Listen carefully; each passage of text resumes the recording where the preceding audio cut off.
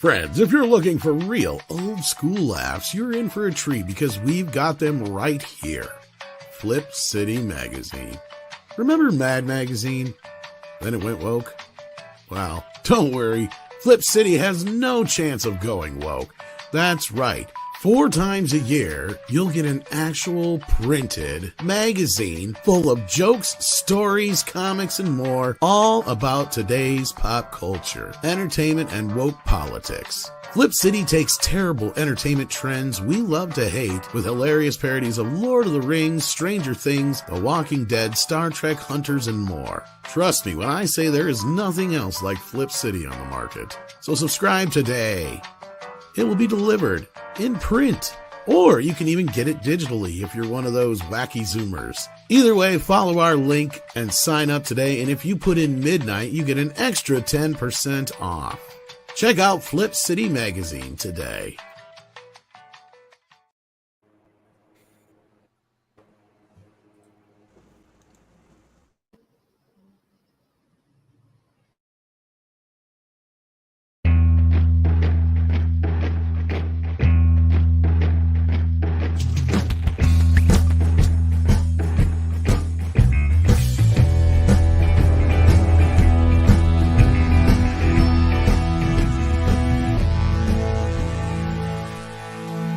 Greetings, everybody, and welcome to the program. I don't know what the hell's going on with StreamYard there, but we are here. I don't think any of us are necessarily queer, but I have not asked. We have a full panel today, so I'm not going to take too much time to get through it here because we have a couple of guests for a short period of time. We have joining us today Mr. Jonas J. Campbell. How you doing? I'm doing fantastic. How are you guys doing? Doing the best we can. We also have joining us Mr. H. Reviews. How are you doing? Back to the show. Yeah, good, thanks. Good. Yeah, very good. Nice to be here as well when I have a chance. So thank you very much for inviting me. We're very glad to have you. And we also have Paul. How you doing? Hey, I'm very good. Thank you very much for asking. We're glad to have you here. And we also have Script Doctor out of Canada. How you doing, sir? I am fine and happy to be here with all of you. Did you get that damn fire put out yet? It's not my neighborhood. I don't care. We have Six hanging out here today. How you doing? Well, according to legend, I am 2 drinks away from being queer, so we'll see how the show goes. Is that how it works? Yeah, that's what I've heard. According to legend. That's according to legend. And also, of course, we have the boss man, Andre, this morning. How you doing? I'm doing excellent. Greetings, everyone. And we have quite the show for you today with some very, very cool guests. And as we said, we only have some guests for a limited time, including Jonas J. Campbell. So let's just start diving into the very first story here, which is on Indiana Jones and the Dial of Destiny, which is destined to be one of the greatest flops of all time, especially in light of the 5-day opening weekend numbers that we now have. And that's going to have some repercussions. So we are going to get into that. Before then, I just want to say hi to the audience. We have Cynthia Carter joining us. Ram Bam 3000 is here. ActionCom says that today was the wrong day to quit drinking. I think every day. We have Sander Hammerstag is here. Headspace Astronaut is here. He likes your boobs, Mr. H. So yeah, that's fantastic. I appreciate it. Thank you very much. I quite like him. We have KB is here. Chad St. John is here. The Duxon 1977 is here. Cocho Dragon is here. D-Bud Martin is here. Libra Wolf is here. Valentine's Tube is here. Double Back Again, and many, many more. Speaking of Dr. Long Dongler, he sent us a thumbs up sticker. Thank you so much for that. Please hit that thumbs up if you haven't already. We got Pajori here who says, do you think the box office has been subverting expectations for Hollywood? Oh... That's pretty good. Yeah. Let's get into that. Deadline Hollywood even did a story on the box office. Can you bring that up? With the Deadline Hollywood's story on the 5-day opening weekend. I just thought that was it was cute. Of course, it's no longer on their main page. Do you have the... Yeah, I'll supposed put it in the private chat here. to say, I'll put it in the private chat. where is it here? There we go. I did have it. Yeah, but All don't right, here we help go. that you did have it. Yeah, I know. I'm disorganized this morning. Everything's just out of whack. Yeah. So Indiana Jones and the Dial of Destiny's 82 million 5-day total, not far from July 4th disaster Superman Returns, which did not do the greatest back in the day. That's true, but I don't even think that's fair to compare the two. But anyway. Superman but here's Returns like the ended thing. up having legs, though. That's the thing. Yeah. And they're comparing the dollar amounts. And when you compare the dollar amounts, then things are actually much, much worse for the Dial of Destiny. But this is one thing that I Yeah, because Superman was like 15 years ago, right? Yeah, wasn't that 2006. 2006. 2006. So even worse. So yeah, that opened in that vicinity, but that was in $2006, whereas Indiana Jones and the Dial of Destiny opened to $82 million 2023, which are worth a little bit less today than they were yesterday, because that's how inflation is right now. And that is in its 5-day opening, so 82 million in 5 days, including 4th of July. Now, really, 82 million, that's what the movie should have opened to in its opening day, plus Thursday preview screenings. I do think it's interesting that in this day and age that everybody on the internet commenting on movies are using the dial of figuring out the old prices. Yeah, that has been an interesting shift in the conversation. We all have the dial of inflation. It's now part of the conversation. I find. Well, and normally culture's here to help us with that, but yeah, no, it's something that definitely needs to be taken into factor, especially now when we've had in the last couple of years here, just inflation in general, plus the prices of tickets for movies is almost doubled in just the last couple of years, basically. Right. You've also got variable ticket pricing as well. Right. Yeah, the average ticket prices, ticket prices have not kept up. Have outpaced normal inflation. So if you're trying to find audience size, you have a different metric than if you're just trying to find profitability on the film. Of course, movie budgets are just getting more and more ridiculous as we're going to discuss that. Unfortunately, I don't think you're going to be here for that conversation, but maybe we'll try and grab your opinion on that before we go. But yeah, we're starting to learn, as Jonas is referring to, and we'll get into this later. Some of these movies are costing a heck of a lot more than they're claiming. Is that the one for? Oh, sorry, I don't want to skip ahead here and ruin the punchline here. But is that the article about the MCU film? Well, there's 2 of them now. We've learned. Oh no, another one. Well, yeah, you can refer to the MCU film for now, and then there's another one. Yeah, Doctor Strange reporting an extra 100 million. I sent a note to Valiant Renegade. Like, does this change your calculation here? Does this officially put them above the $1 billion mark?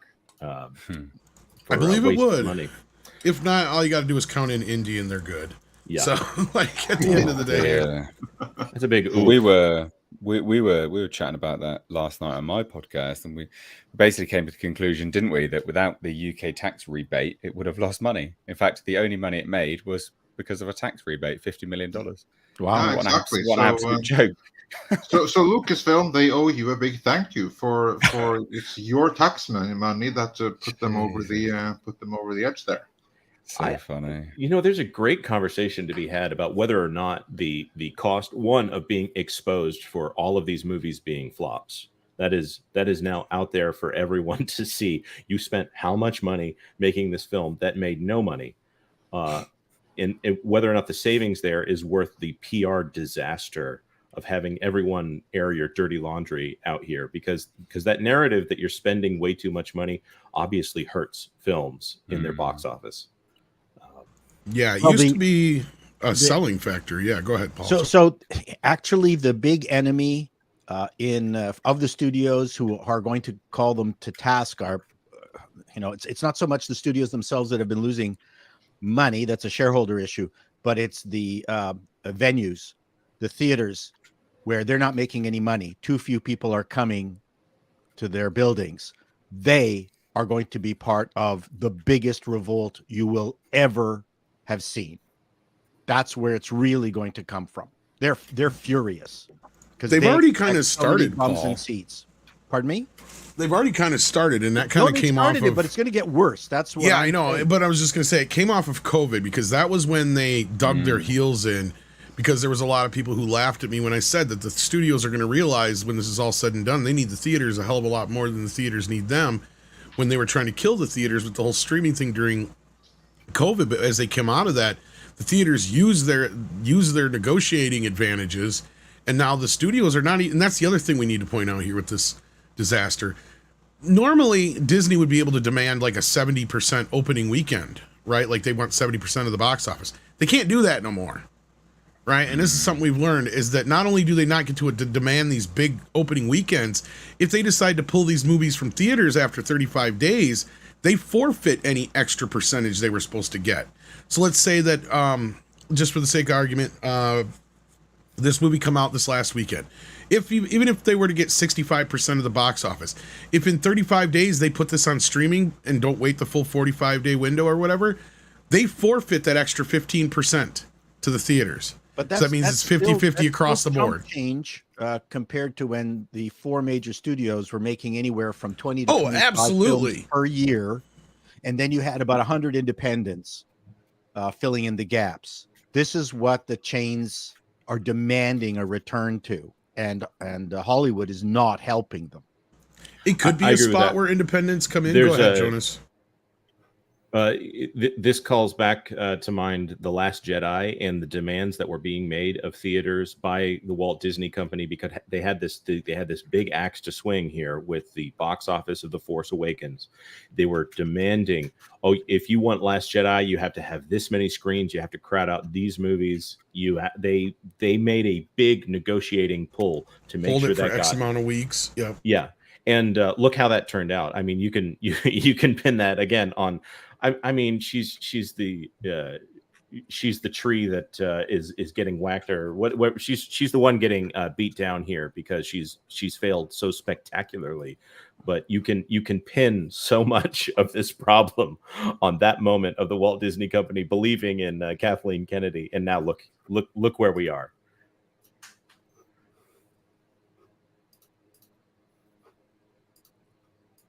By the way, Indeed, our local theater here is a mess. They can't even keep the lawn mowed there because they have like 3 people manning the entire thing. When I went the other day to go see, of all things, Ruby Gillman, there were 7 cars. What are you doing? Yeah, well, I'm reviewing it to just say whether it's woke or not. That's kind of my shtick on my channel. And by the way, it is. Worst DreamWorks opening ever, apparently, as well. There were 7 cars in the parking lot, 3 people working, not counting whoever was running the projection, and there were 7 people in the theater for that movie. So it's a ghost town at my local theater. Oh, by the way, one of those cars, it looked like somebody was living in it. So, yikes. Sounds like a great place for 17, 18-year-old teenagers to go to the movie theater to make out. No one's gonna catch them. That used to be what the drive-in was for. That's the drive-in fucking theater, man. No, I know. I'm saying, but anyhow, no. And then the other thing we got here is there's a strike that's possibly looming on top of the one that we're already in the middle of with the writers. So, Script, any word on what's going on with the actor strike at all on your end? They've extended negotiations till the 12th. I believe that I have a high likelihood that they might land a deal because the SAG usually has been known to do these extensions with the AMPTP before, and it always usually results in them landing on a deal as a result of that. So it's likely that they might not strike, but we don't know what could change over the next few days. So it's touch and go at this point. What are they striking for? What's the they want better residuals, more control over their image with regards to AI, things of that nature, essentially. Okay. Yeah. Basically what's been happening is that certain reportings of numbers of what studios are taking in with regards to streaming and distribution are higher than what they've been suggesting to the unions up until those press releases. So they're basically saying you're making a lot more money than what you're claiming you're losing. And if that's the case, then that should be scaled to match inflation with regards to the payment of performing talent. So that's like the core of the argument, to my understanding. Sadly, I haven't seen all the list of details because I don't have access to the SAG stuff. And even some of the people that I know that are part of SAG, they're on a media blackout, so they can't really share all those things without authorization from the reps and the union. Fair enough. Well, we know that, or at least we've been hearing, let's say, some rumblings from behind the scenes. Jonas, you had told us a few things before the show. Would you like to share a few of those things with us now?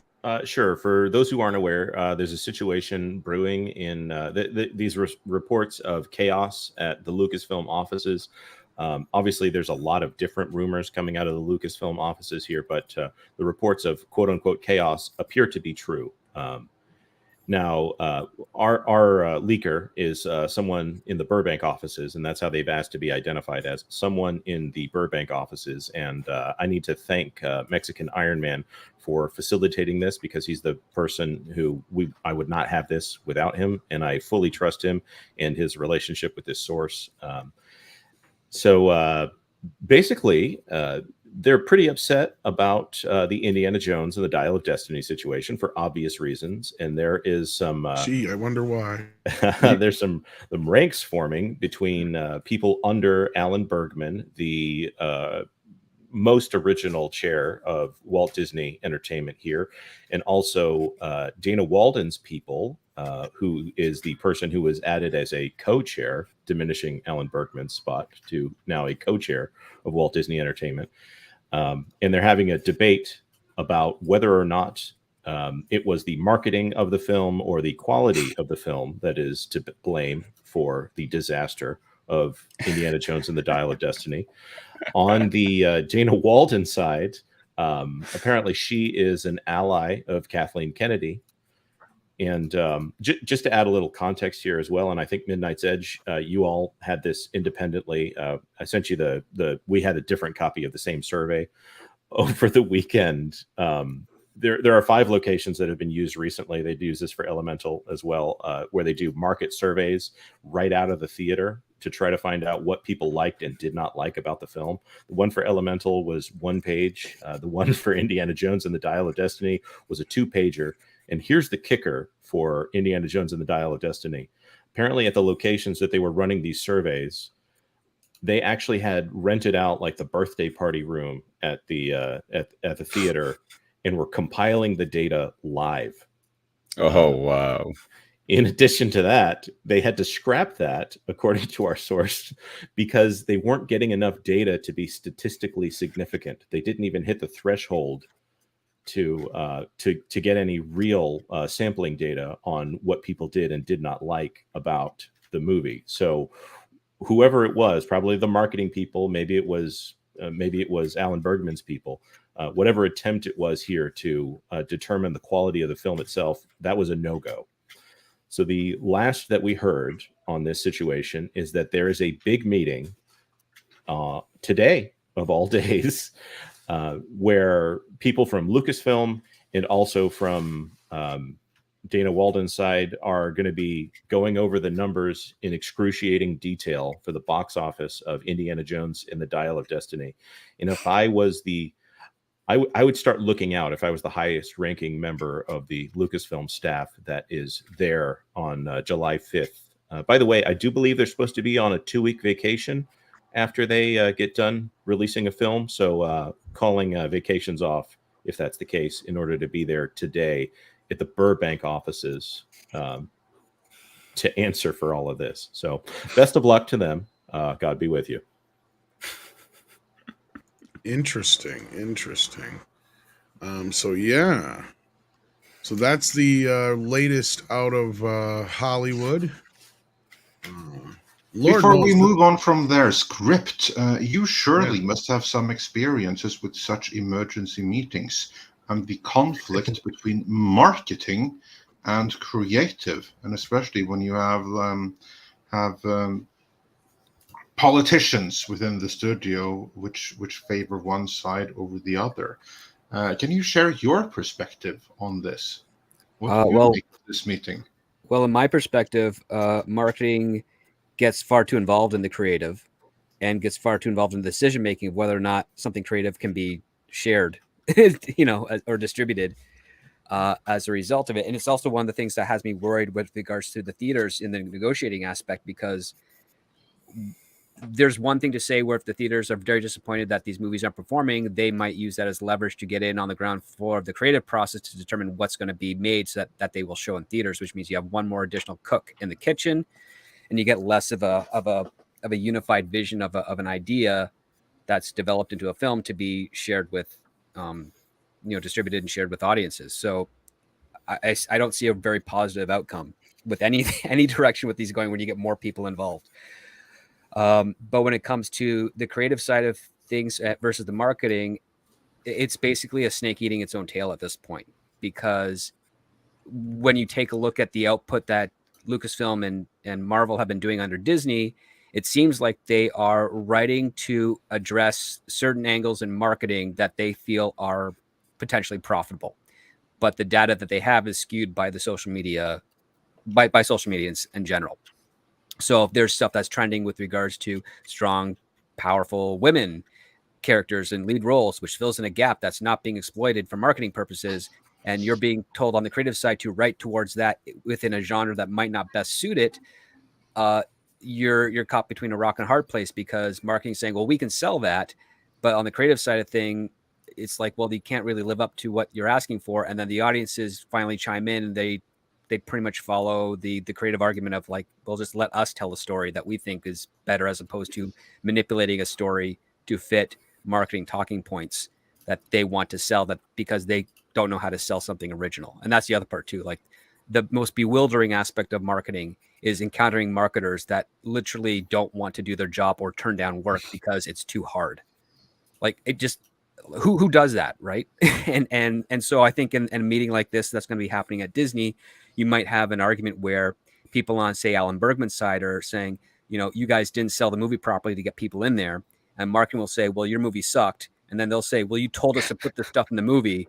And it's just going to go back and forth. And it's going to be like 12 Angry Men. And I really wish to be a fly on the wall in that, because I just wanted to laugh at it. Because I want to know what the reasonings and excuses are going to be from either side as to why they're not to blame for this. I do hope for some juicy leaks in the next few hours here as this meeting gets underway. And Jonas, didn't you also report that people were called back from vacation, that they were given 48 hours to show up and be in Burbank? Yes. No matter where in the world they may be, because apparently it's tradition for Lucasfilm to take vacation after a big release. Yes, and my source on that is Pro and others for the vacation line. But yes, that's traditionally they'll take a 2-week vacation after a large release and basically run at a skeleton crew. Or we all know how it is when the big wigs take 2 weeks off and pretend like we all took 2 weeks off.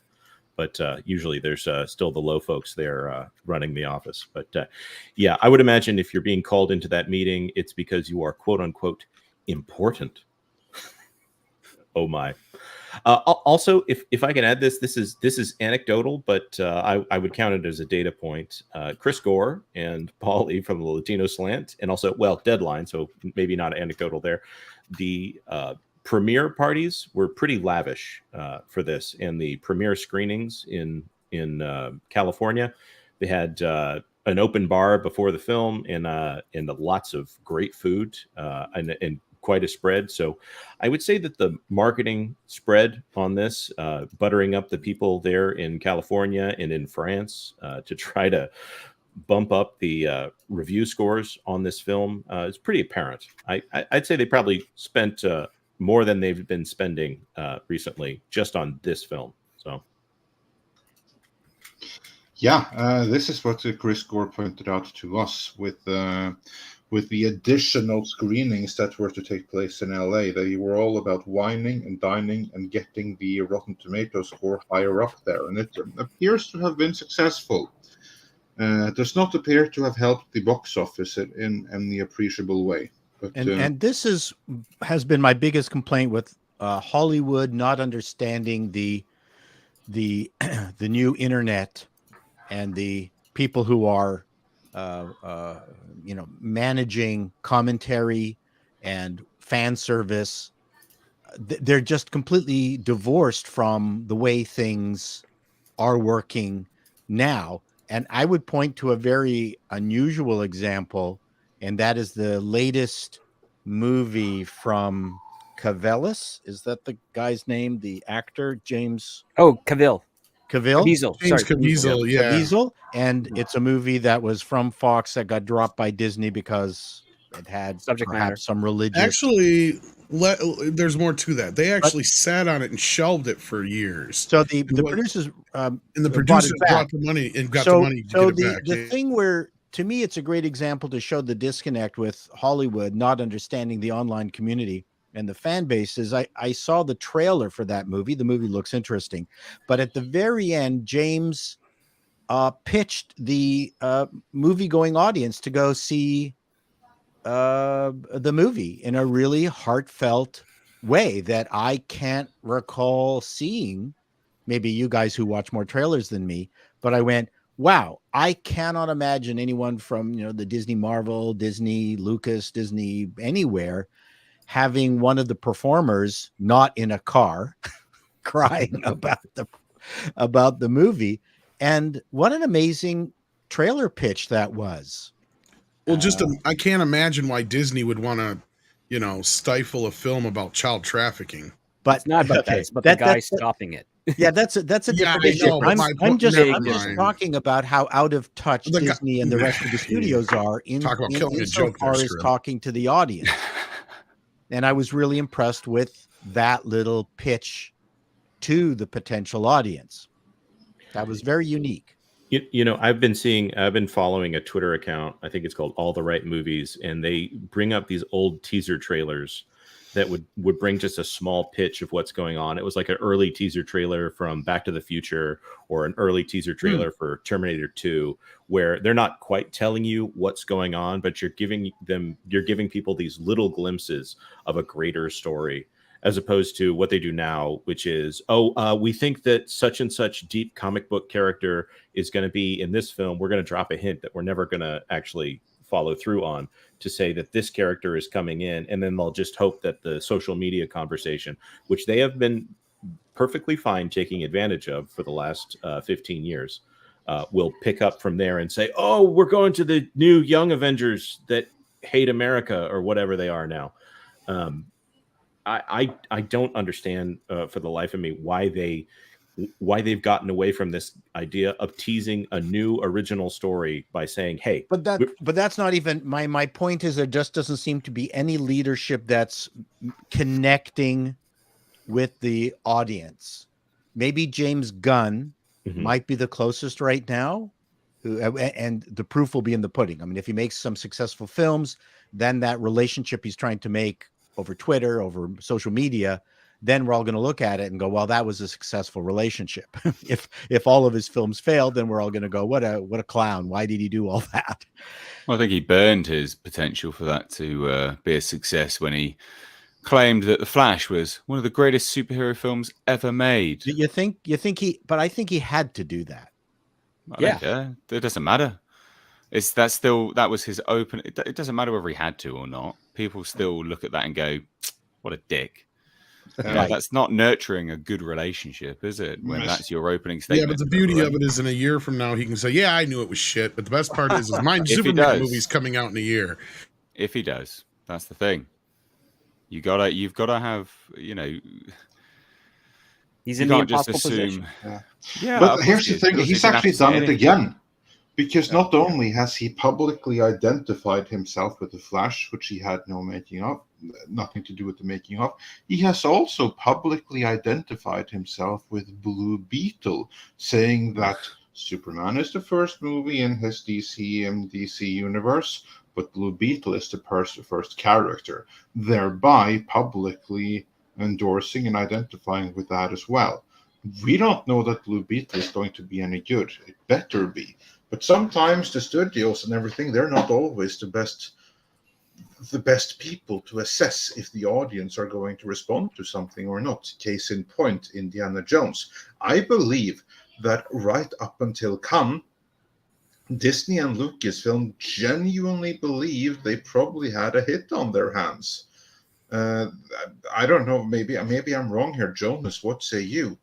But do you think that they thought they had a hit here?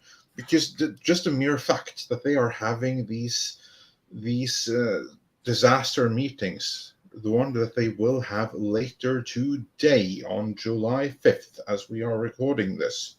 I To think me, that only indicates that they thought that this was a good movie, and then they're asking what went wrong. Well, I think the figures coming out that Deadline was tracking showed that this film tested well with women above the age of 35. And I believe there's a famous woman above the age of 35 who is in charge of Lucasfilm. I do believe right now. so, yeah. So, and James Mangold, I think he probably, I mean, he's got such a solid track record outside of this movie. I don't think that this should be any test case for his talent going forward. His next film is supposed to be Star Wars, and so It was supposed to be. Right. Yeah, emphasis on that. Right.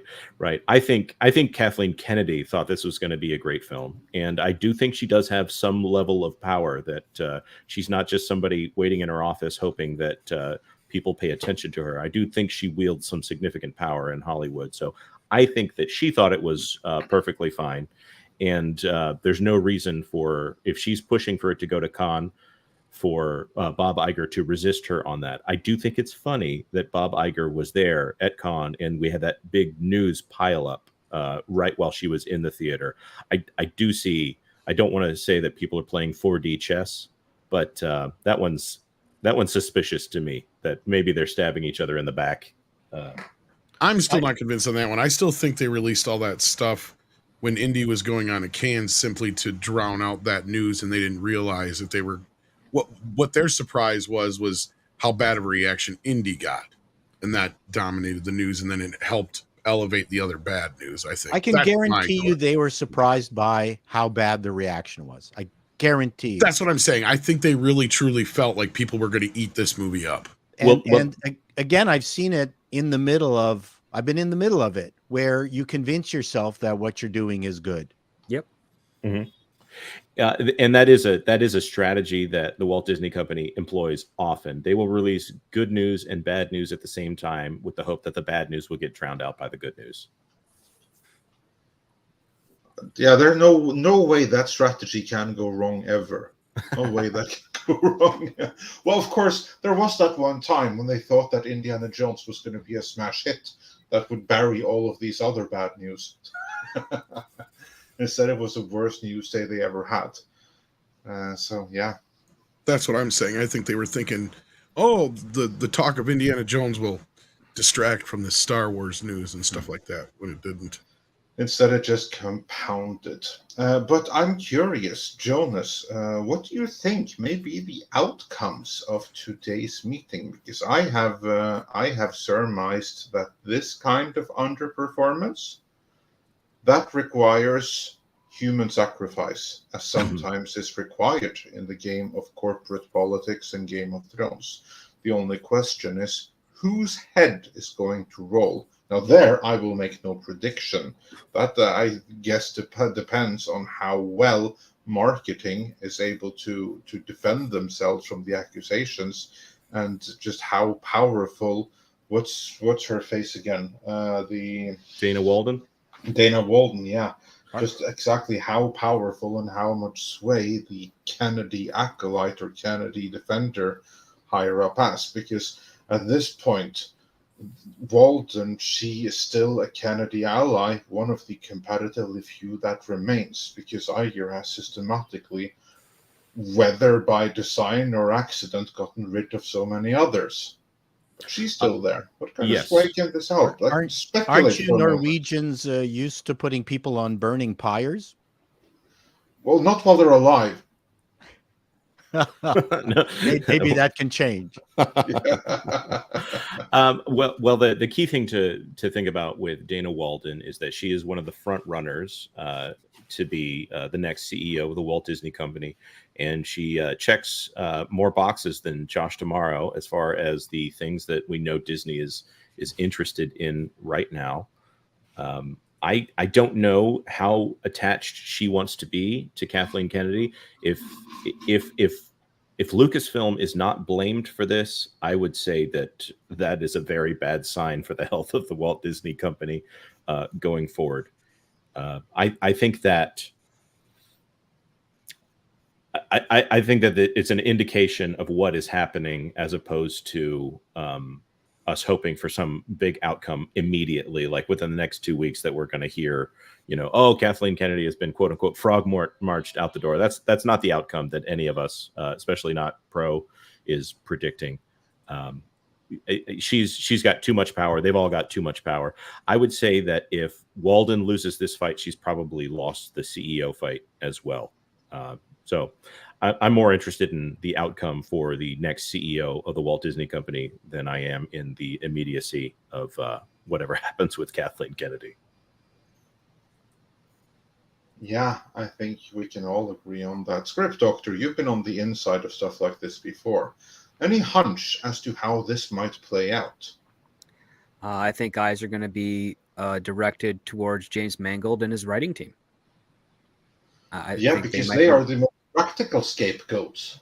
They're the ones that were charged with taking all the detailed elements on either side, what the studio wanted, what marketing felt was best to promote this film and make this film work. Yeah. And they, from their perspective, they can say, well, you guys just didn't deliver. And I think Mangold would be smart to sort of distance himself from Lucasfilm, because if he gets out now, he can, start doing his other independent stuff and maintain his career and have it not be further sullied by this one blot on his resume. Well, we have another guest new joining movies about old decrepit men falling apart. Yeah, that's pretty much what he does best. That's what he does, I think. But here's somebody who's not an old man who's not decrepit and falling apart, because he's gushing with life. Mr. Chris Gore, how are you doing? Doing great. Just wanted to pop on. Looking very murk in there. Well, I like it. It's the day after, it's day after. Happy belated July 4th, my friend. Oh, well, thank you. I had too good a time, as I normally do.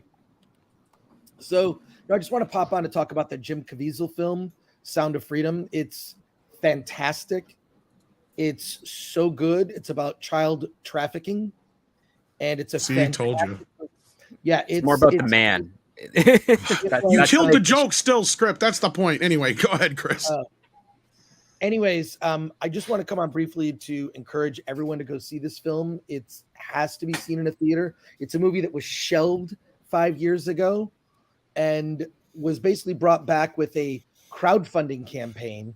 And it's from a company called Angel Studios. And they normally do a lot of, they'll do a lot of religious themed films.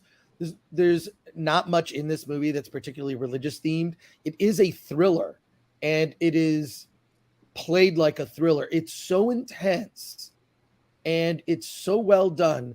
And it's also a movie that could have been, it's PG-13, but it could have been a much darker film based on the subject matter. It's so well handled, so intense. The audience I saw it with, and I saw it with Paulie from Latino Slant, one of the manliest guys I know, who was weeping. I was on the verge of tears. As soon as I heard Paulie openly sobbing, I thought, well, now it's okay. I saw this movie with a bunch of dudes, and we were all like broken up by the end. Wow. It's really good. It's a topic that Hollywood doesn't have the balls to do. And also the thing that is repeatedly discussed on not just this show, but other shows. There's other stuff out there. Go see this other stuff. Stop supporting garbage like Indiana Jones. Although I do like when I see people say they buy a ticket for something else and they go see, like a Disney thing. I like that. But and the movie that you're talking about, what's the name of it again? Sound of Freedom. Sound of Freedom. Yeah, that's what I can't remember is the Sound of Freedom. Because Mike also saw it, Mexican Iron Man, and I've also noticed a lot of people posting that it's selling out in a lot of places. Yeah, he loved it. It was weird. I had to see it at a weird time because all the other screenings were 100% full, and you need to stay to the end of the film because Jim Caviezel actually talks to the audience. It's shocking what he's saying. This is also an end around mainstream media that ignores this issue. And also, like, look, if you just want to see a movie that's a really good thriller, this is a really good thriller. It happens to be, it happens to include a story of something that's horrific that's happening in the world today that gets no media attention, as in zero media attention. So bravo to Jim Caviezel for doing this. I mean, I'll see the movie again. It was that good. So I'm going to talk about it. I have a live stream later today after you guys are done. I'm going to talk about the new Mission Impossible with Paulie, Dante, and Alan. But I just want to pop on to say that. And I've also, by the way, I've always thought Cannes was pronounced Can. I've been to Cannes. Is it Khan? I sure. Khan. Just like Khan Noonien Singh. I can confirm it is Khan. All right, I don't know. I've heard it different ways, but anyway, you have to remember, bad. I've always called it cans. Yeah, pronouncing the A is a very English and American thing. You don't do that in most other languages. And Mikey just joined us. It depends on whether you've got a Courvoisier in your hand or not. Yeah, See, I always pronounce that Cavalier. I just came in because I wanted to back Chris up. I saw this movie yesterday. It was one of the best film viewing experiences I've ever had in my entire life.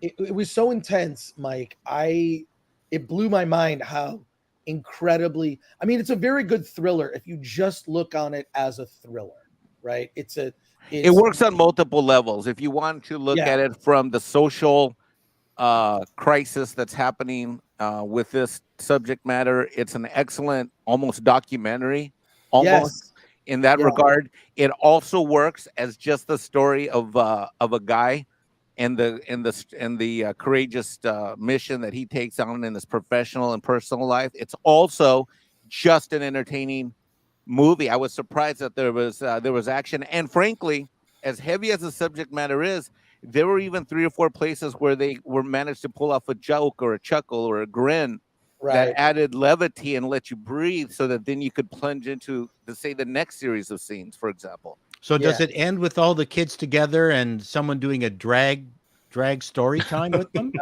Hell no. But no. Hey, I gotta run. To know. Hell no, and that's the worst joke you've ever told on a morning show about it.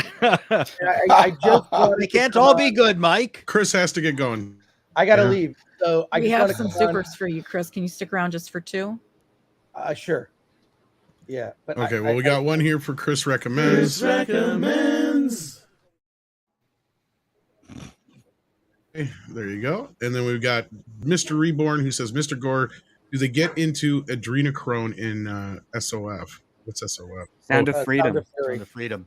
I don't know what that is, so I don't know how to respond. It's something that crazy people think actually makes you look younger, but there's no proof to it. And it's a horrible thing that's happening to people that are being trafficked. It was a fake drug in Fear and Loathing in Las Vegas. Well, basically the drug that they wanted from the whales in Avatar 2, only from kids. Hey, I gotta go. But join me on my stream. Right. It's 3 hours from now at 1 p.m. Pacific time. Talk Mission Impossible. First, check the private chat before you run. Oh, okay. Okay. And then we're also losing Jonas. We've got a super chat for him as well. Yeah, let's do the super chat for Jonas in the meantime. Somebody wants your. I gotta go, guys. I gotta go on another stream. I'll talk to you later. Oh, we'll sort it out. Okay, take care. Yeah. Slade Wilson says, I nominate Kathleen Kennedy for history's greatest corporate saboteur. Howdy, panel, and Jonas, you MFer. Good to see you, Slade. I appreciate this little back and forth we have here. And thank you for supporting Midnight's Edge. All right. I think that's the only one for you specifically, although we have plenty that are referring to the topic at hand, which we'll get back around to. But you do have to leave us, sadly. So thank you for being here, Jonas, even though it was for a short time. Anything to plug on your way out to the? Well, the pro show is coming up tomorrow, 5 to 7, and I'll be there, and I hope to see a lot of y'all there too. So catch you later, Bill and Ted. Take care. All right, let's get back to the top of these super chats. What do you guys say? Yeah, let's do that. And then we'll get into our second story. Planner Aspect says, good Lord, Secret Invasion is so boring. Terrible. Well, that's another problem. Their Disney Plus shows haven't even been generating anything, right? Like, yeah, they're shit on all ends. Mr. Rage, have you been watching and enjoying Secret Invasion? Oh, so I think that says it all. To be fair, I've watched 2 episodes now. So what the thing is, it rolls around each week, and I forget that it's coming out because there's no hype. No one's talking about it, so it's not even in my peripheral at this point in time. So I forgot to review it last week, the second episode, because again, no one's talking about it. Look, the show's it's crap. Like, it's garbage. It's a spy espionage. I dread to use the word thriller, but it's absolutely made for the biggest dummies you've ever seen in your life. It's awful. It's always a deconstruction of Nick Fury. Yeah, piss off, honestly. Go away. So it's something that James Mangold could have made. Oh, honestly, it's whatever you think it is, you're right.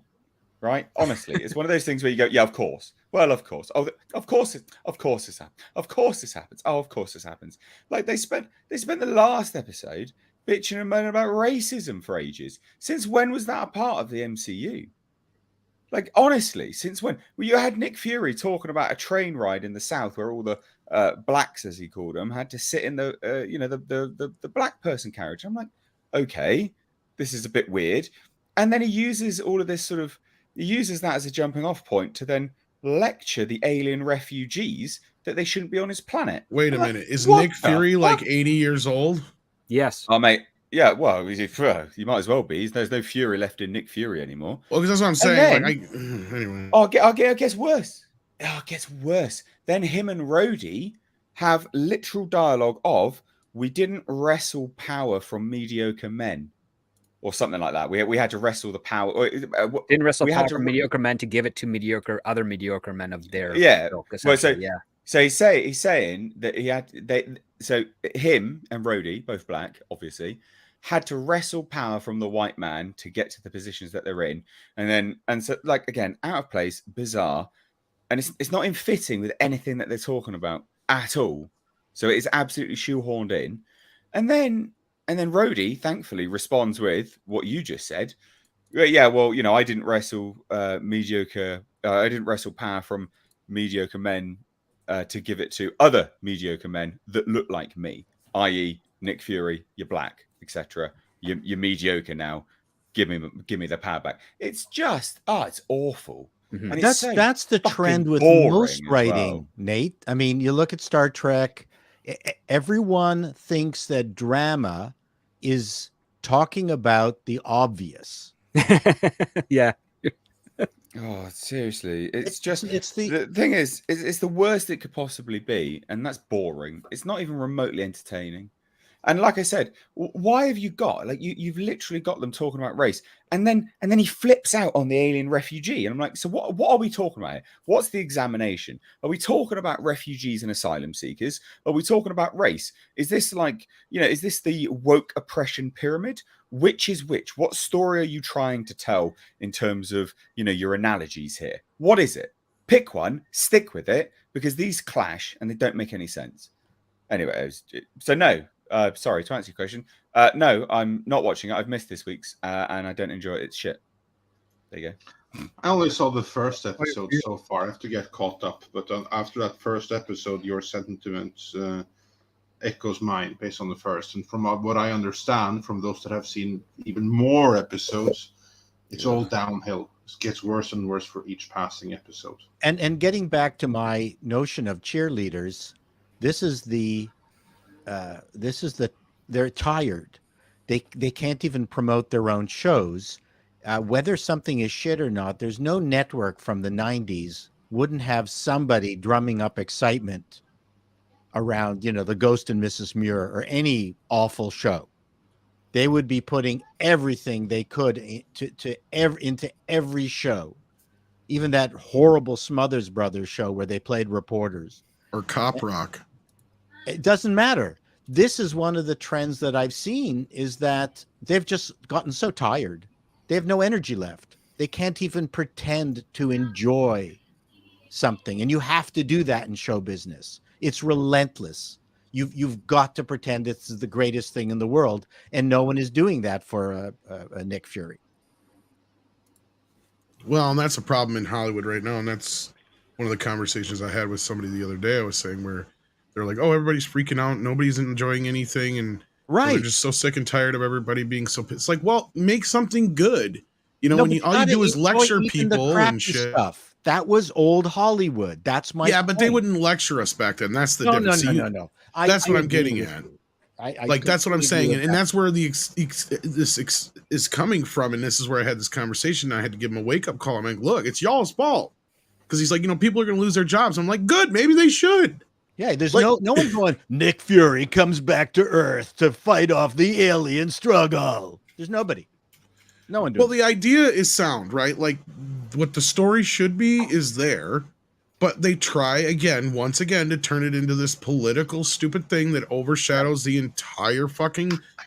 And this is where Mattel is coming out and trying to, clean up after fucking Kate McKinnon and her stupidity on Barbie, because they know what they're facing if this gets to that level, because they're already looking at possibly having one of the biggest hits of the year as long as they don't fuck this up. They don't want to get Heiner-shited. They nailed their marketing. Exactly. That marketing is amazing. That initial trailer, that teaser with the monoliths. Well, not monolith, but you know what I mean. Brilliant, amazing. Second trailer, the actual trailer, I was laughing. I was like, I'm actually keen to see this. Fucking Barbie movie. They got me interested in a Barbie movie. They nailed it. They absolutely nailed their marketing. They got us all interested. Well, not only that, they're maximizing this Oppenheimer versus Barbie campaign like you wouldn't believe. I mean, it's a free campaign for them, and they're just having fun with it, like, because it's perfect counter programming on top of it all. Yeah, and they make it so that we all have to go see Barbie and Oppenheimer on the same weekend, same day, even. Right? And then Kate opens her mouth. Pretty much. That's kind of where we're at. Well, Nightwish you know, fan. lesbians, right? Yeah. Oh, I'm just kidding. Nightwish fan 1991 says, how long until Lucasfilm digs up Radioland Murders for a reboot? Can't wait to see the main character become a sad failure. Well, that's the thing, is they would never dig up any other Lucasfilm properties at this point. 3 of them have technically failed, if you look at it. Willow was like the next best thing they had other than Indiana Jones, and that didn't work out for them. Well, maybe they can reboot the Droids cartoon. They were supposed to be doing a Droids cartoon. What happened to that? Did that ever come out on Disney Plus? A newer one? You guys remember that? I do remember it, yeah. Yeah. And we're still waiting on that Lando series. Like, listen, there's a lot of stuff that's... I did see the Young Jedi toys, but I don't know if the series has dropped yet. Well, there's a lot of stuff on the docket, but there's no announcements as of this time, and I think that has to do with the fact that, one, they're probably not as far ahead in development as they claimed, and as a result, the writer's strike and whatever strikes might be pending around the corner, we're not going to be seeing them in anytime soon, and maybe not at all. Mm. Yeah. Well, we're losing Nate here quick, but Nate, are you a Silent Hill fan? Because Horseradish Power says Return to Silent Hill currently dated April 2024. Well, me and Andre both. We've spoken about. I was going to say I thought Silent Hill on my podcast. We can't wait for that. That's going to be absolutely amazing. Like I introduced you to the to the special genius piece of filmmaking that is Silent Hill, provided you of course watch the properly color timed version of it, which of course I hooked everyone who wanted a version of it with. No, I can't wait for this. It's one of the recent movies I'm looking forward to the most. Dated April 2024, huh? That's a long time into the future. Happy birthday to me. This fall. April's my birthday month, so happy birthday to me. I got to watch that. There you go. What day? Oh, the same date Hitler killed himself. Uh-oh. No, genuinely, 100%. So the same date, the closest date historians have ever got to that Hitler committed suicide on. That date is. He was born on the 20th. Well, apparently he killed himself on the 30th. Oh, 30th of April, he killed himself. So I'm on allegedly. the 16th. Allegedly. Emphasis on that. Historians are in disagreement. Yeah. I just But want anyway. to point out, if you want something good on Disney Plus, the Ewoks cartoon series is on, and I'm in it. So just want to Well, say. funnily enough, Doc Fortune says bring Ewoks back too. Oh, look at that! Chato can still do Poplu. Yeah, there you go. Oh dear. Yeah, but no, like check out the H Cast every Tuesday and Thursday. I generally hop in there with Mr. H. Is there anything else you want to plug before you leave us here? No, not specifically. Again, you know, guys, if you want to check out another podcast, please do check out the Hcast. As Tom said, Tom's a regular panel member. Very, very good input. It's a great show. Very, very similar to this. Slightly different, I would imagine, but very similar. So please do check it out. We of course have Andre dropping on most Thursdays as well. So yeah, it's a good show. What's your next review? So Insidious, the Red Door. Or yeah, the Red Door, whatever it's called. So that'll be my next review. How many Insidious movies has that been now? This is number 5. Holy crap! Yeah. It feels like 47 though. Right? Jeez. It's because they blend in. Taxidermia review. Andre, and I should have a show talk about Taxidermia. Mr. H, have you seen Taxidermia? You'd be perfect. Yeah, I have watched it. I remember watching it years ago, and I was like, "This feels like a weird fever dream." Did I watch this movie? And then I put it on again. And I was like, "Oh, holy fuck! Yeah, I did actually watch this." You should join the conversation, Nate. Yeah. Oh, happily. I'll happily talk about that. It's a great Hungarian movie, and of course, we have to discuss it with the great Hungarian, Mr. Chato. It's certainly something, that's for sure. It's certainly something. Igen. Nagyon furcsa. Goodness me. Right. Well, anyway, guys, thank you for having me. I've got to dip out now, but thank you so much. Thank you for hopping in. We appreciate it. Take care of yourself. Peace Have a out. good night. Bye-bye. Bye, Nate. Bye. Take care. Bye-bye. See ya. All right, let's get back to these super chats here, and then we got another topic to talk about. It's semi-related, anyway. It is Tari Azul, if I'm saying that right. Is Tari Azul sent in $1.99? Says, how excited are y'all for Marvels and then Echo?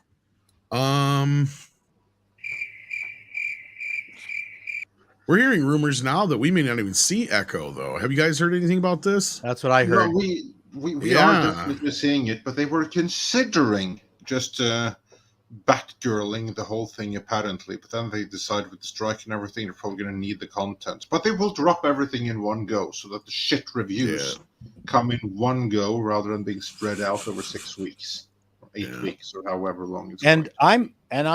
If they Hillary Duff the Marvels, which is the way they should be doing it, it could be a reasonable success. I don't know. People have been making fun of the new costumes they dropped the other day. It looks pretty horrible.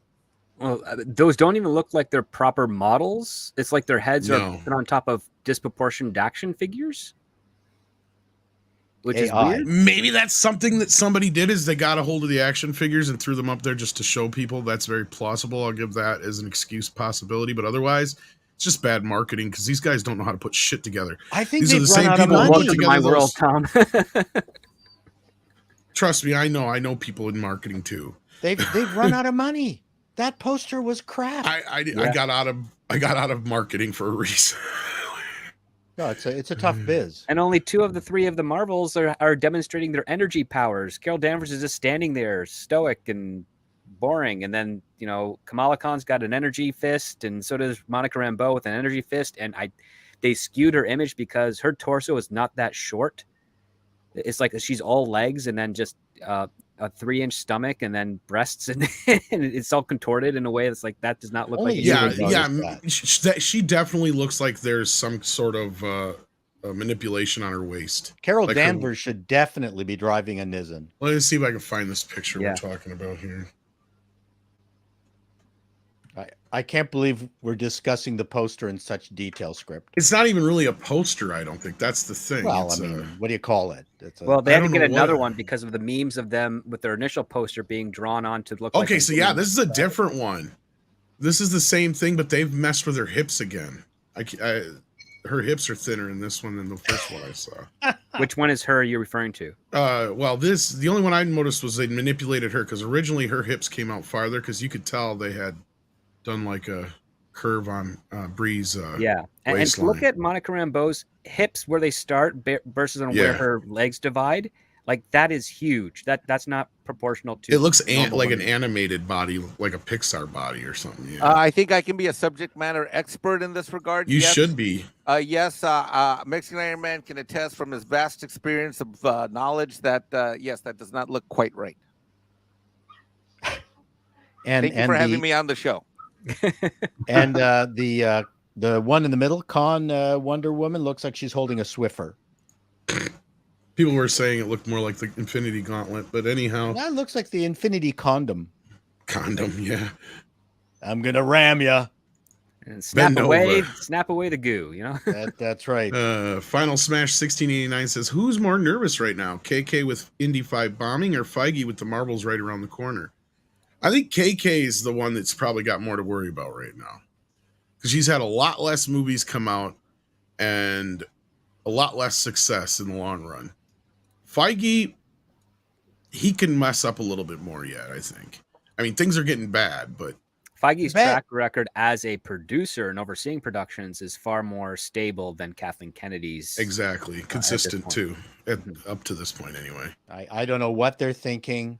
It's always amazes me that they can't see the negative tsunami around them. But then all these people have a team of sycophants telling them how great they are. Yeah. Publicists. Family, friends, everybody. Your all their employees and staff. Entourage. Yep, your entourage. I've lost many of jobs by being honest to the people that have hired me. Yeah, you learn pretty quick. You don't want to be too honest. Yeah, but that's goes against transactional analysis. You've got to say the same things that everybody else in the party is saying, or and you can't even deviate. That's true. Oh, and I just learned the way to hide it is to ask it in the form of a question, and then I survive a little longer. Master of Trek sends in 14 South African rands and says, panel, who is the human sacrifice going to be? That's a good question. I think, first of all, I think we were talking about this last night, and I think we've decided it would probably be Mangold. And then in that respect, we mean he'll lose his Star Wars movie. He'll be sent down to the directing minors, which just basically means he'll be able to go make a few independent movies. And then he'll make something like Copland again, and everybody will forget about Indiana. You know what? He is going to be in huge demand the moment he leaves this hellhole. Oh, exactly. And I would frame it to possibly, if Mangold is smart, he'll keep his mouth shut and he'll just stay quiet, just like Peyton Reed did with Ant-Man. Because I guarantee you they threw Peyton under the bus with that when he was just trying to do what those people were telling him what to do. I think he lost. I suspect he lost control over that film. I suspect he was screwed over a lot with what he wanted to do and what ended up being the final product. And the fact that we have not heard a peep from him since Ant-Man came out speaks volumes with regards to how he feels and what he knows what he needs to do for his future career, which means he's probably out at Disney in some regards, and he might make an announcement in the next year or so with a new film project. Very reminiscent of Raimi and Spider-Man 3, if you think about it. Yeah, probably. Because that's kind of funky. That's a fair analysis. Poor Raimi and the Doctor Strange movie. I would have loved to have seen what his vision for that movie was. I think that's true. I think that he really was just basically doing a work for hire gig there, and I wonder what the real plan was. Because I have a feeling that it had something to do with Spider-Man, but at the end of the day, this is probably a good place to segue to that, actually, now that you brought it up. Disney has revealed that Doctor Strange 2 cost $100 million more than its estimated budget. Now, we brought this up earlier. So what does this mean exactly, Andre? Because this is a big deal. Like, this is a lot of fucking money. Well, it means, for one thing, that whenever we say in a video or something like that this movie had a budget of so-and-so, that they will admit to. What they will admit to is a lie. Because in the case of Doctor Strange and the Multiverse of Madness, they admitted to 100 million less than the true cost, which means that all of the estimates that every analyst came with about how profitable the movie was in the end were off by more than 100 million. Because if the movie cost 100 million, well, that basically means that the movie now has to make 150 to 200 million more, because that is how much the break-even point rises. Mm-hmm. Yeah, and another thing then that what this means is whatever profit this movie might have had just went out the window.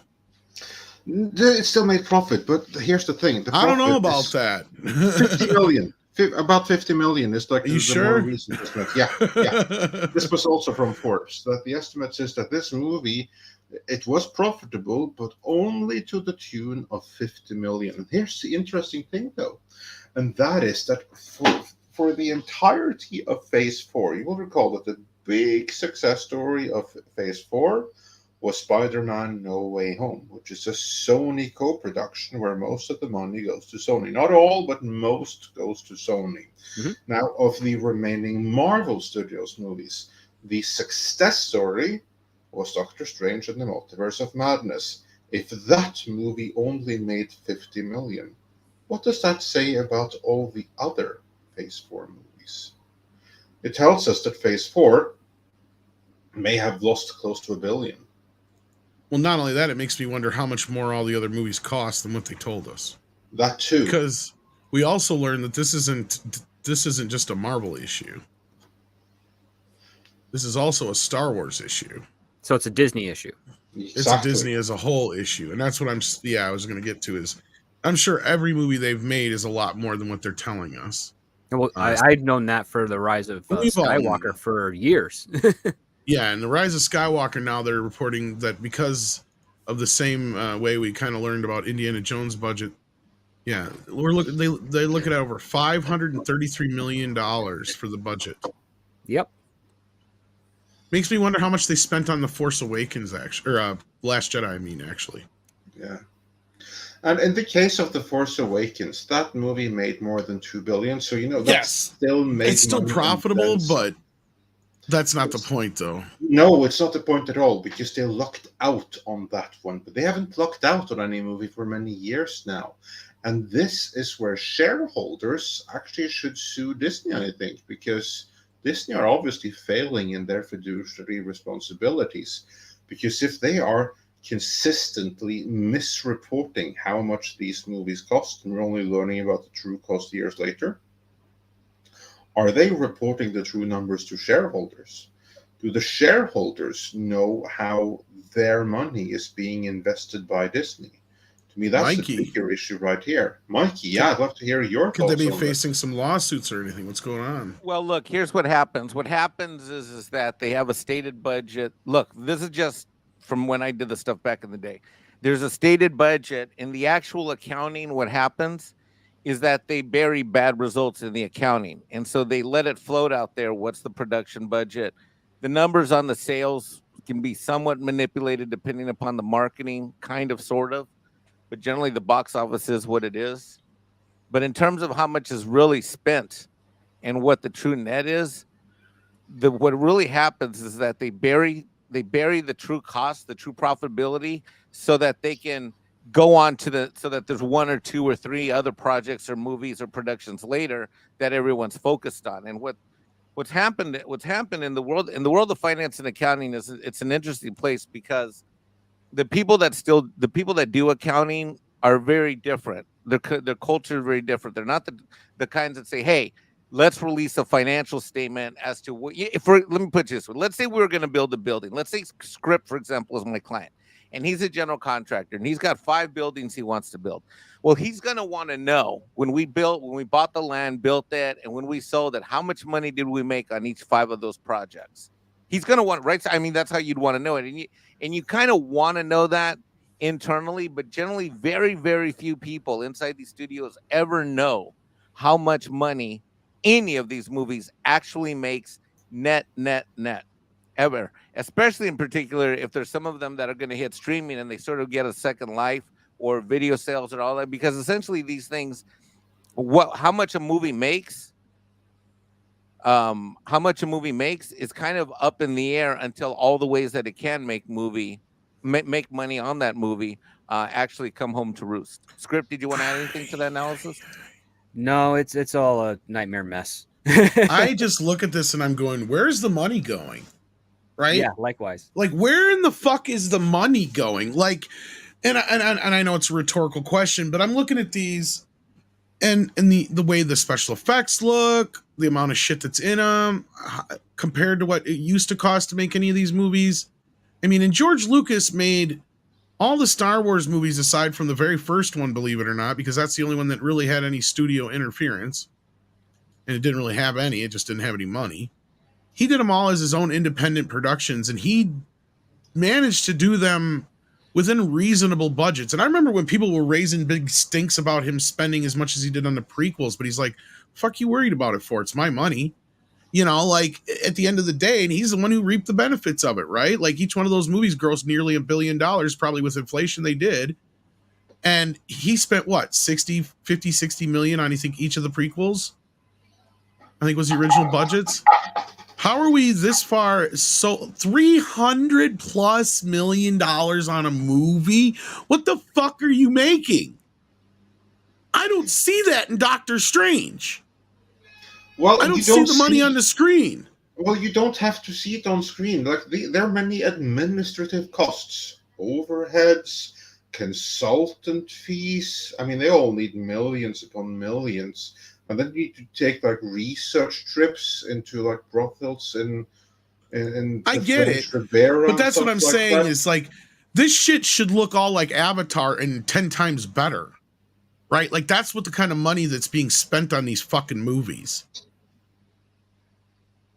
This is fucking, pardon my French, it just this is you could buy a small country for this.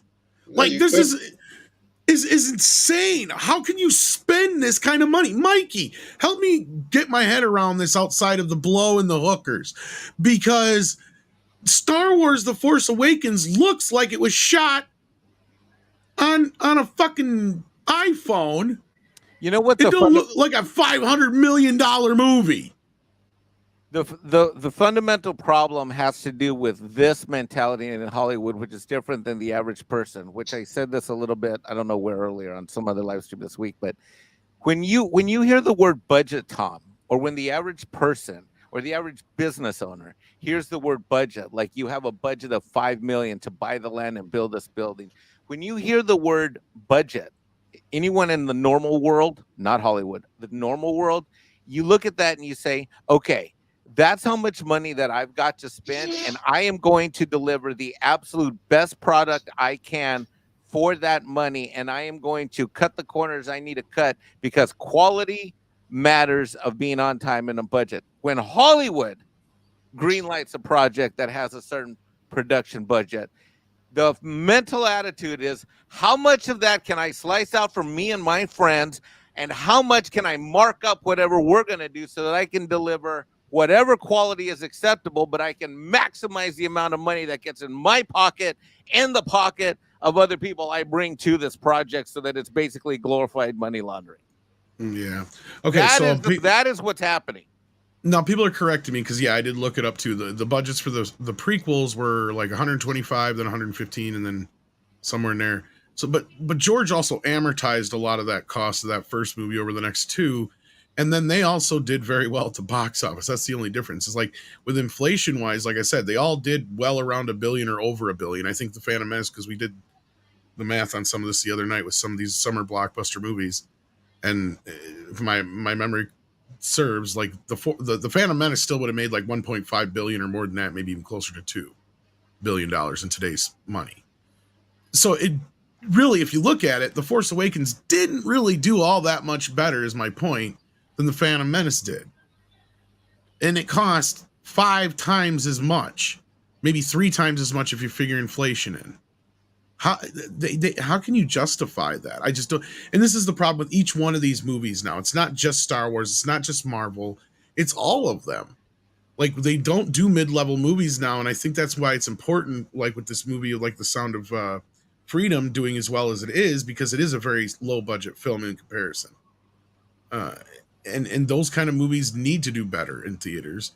Otherwise, studios are never going to change. But I mean, my God, the I can't wait to see what happens when we start to learn more about these budgets as we go on here. It's crazy. Anyway, anything to say? Anybody on the whole budgets? I hope that Disney shareholders start taking notice of this, because as you said, Mike, and as I try to hint at, well, overheads and consultants and it's money laundering. It's plain simply money laundering, and what happens is that the ones that they're stealing from are shareholders, because all of this money comes from Disney, and it's a loan that's basically supposed to be returned to the bottom line and given back to Disney shareholders who have invested in Disney. And if they had kept the budgets under control, most of their movies could have been successful. Like, for instance, a sensibly budgeted Indiana Jones and the Dial of Destiny, opening to 82 million in its 5 days, it could have been successful if they had kept the budget and everything in check. If all of the money that was needed to bring what we see on screen, if that was all the money that was spent, Disney wouldn't be in the problem they are in right now. It is all of these overheads, all of these other various administrative expenses, which eats up everything that should be in the bottom line and given back in dividend. And absolutely, but what need to wake the fuck up. Exactly. And what happens is, let's go back to the integrity of the process, which Script was speaking about an hour ago. And he's so on point with this. I saw it many times. What happens then is the film has started, the budget happens, it's shot, etc. Then what happens is you get marketing or other studio exec peeps that want to have their 2 cents. And then they come back and says, well, we don't have we don't have the shots in order to tell that story. And then they're like, well, all right, let's allocate another 10, 20, 30, 40, 50 mil in order to get that. And now the integrity of the original script and the execution of that vision for that script is now tainted by studio and marketing taint. And now that you've got a budget overrun, and then you've got problems because now you've increased the cost, which means now we got to have a higher box office, and the whole thing goes to hell in a handbasket. Yeah.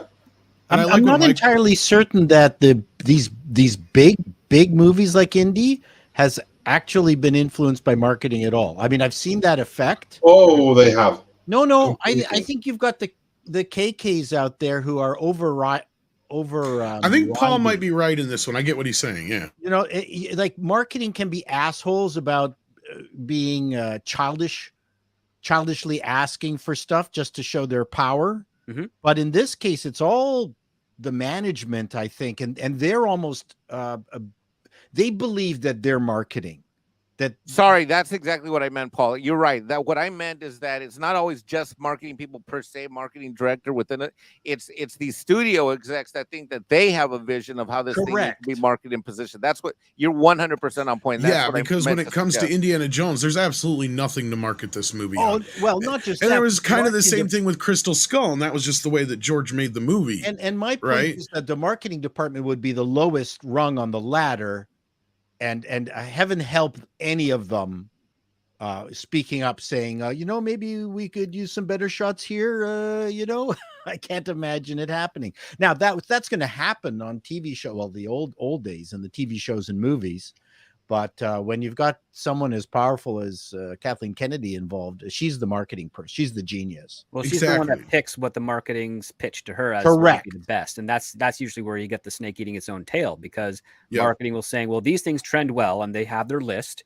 And then you'd have someone like Kathleen Kennedy that would pick those things. And then if they go into that meeting that's happening now and they say, well, you told us to pick, they say we did our best to market this movie. The movie sucks. And they said, well, we made this movie based on your suggestions from marketing. And it's like, well, who picked that? Well, sir, so you're going to blame the head of the studio for picking out of all of the options that we provided the worst ones, that's gonna be a bloodbath. Which leads us right back to this, which is why I think I gotta this see it is because it's hard to happening. see when you have. I think Andre should have the full version we can send to you probably, because Pro and Jonas had acquired an actual scan, a good scan of this, and it reads pretty much like it would a test screening deal. And this is just a small portion of it. This is all I have as far as this is really comprehensive compared to the other one. It is. It's 2 pages. Andre, do you have it in your email handy by chance? You can send it to me. I do. Forward it to me, please. And I'll send it what I have. Yeah, because this is just one small portion of it. But I wanted to address what Michael was saying on here too, because he's right. Like, the budgets have become so big so fast that they make each movie a dangerous financial risk. And this is what I've been trying to get at too, which is that then it demands more of the percentage from the theaters, which then puts the theaters at risk. And this is all the reasons why when I say to people, like, all the things that you gripe about the theaters, they're the studio's fault, right? And now the studios are putting themselves in this position where if they would just make more movies like Sound of Freedom and Sisu, like he brings up here, where they're more modestly budgeted, they wouldn't have this fucking problem right now. Yep. You know why Sisu was so modestly budgeted? Because it's a Finnish production and they can't get away with all of these overheads and stuff like that. They're going to have like all kinds of accountants and audits and everything like that. Every single penny has to be accounted for. And that's why it's so comparatively cheap. What you see there is the money needed to actually bring the movie on screen. I assure you, if that movie had been made in America and Hollywood, it would have cost 40 million just to look exactly the same. But you can blame the advent of the blockbuster. You can blame the advent of the blockbuster and the superhero movies creating this situation. Certainly, when Star Wars came on board, there were all sorts of other movies. You know, name. I mean, I can't remember the years the Star Wars, the first 3 came out, but there were all sorts of traditional style Hollywood movies. Are you talking about the original ones? The 77, 80, and 83. Yeah. Yeah. So, 4, 5, and 6. And there were still traditional Hollywood movies being made because that's the only thing that they knew how to do. And Star Wars was the anomaly. Then when the superhero movies came around, it changed the math. And I mentioned this before, is that the accountants were going, wow, now based on this new, let's call it MCU world, we only have to make 4 movies a year, each one $200 million.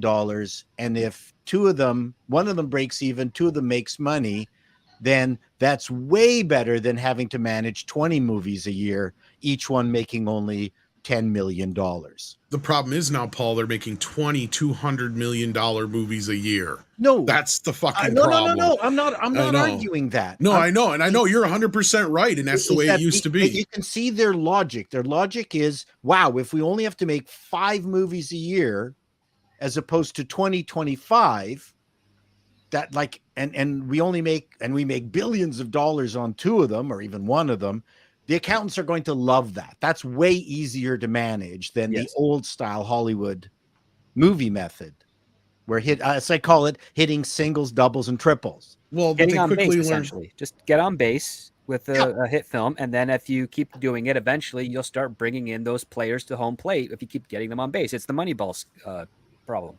Yeah, but see, and they tried this back in the days over and over again, going back to that time period you're talking about, Paul.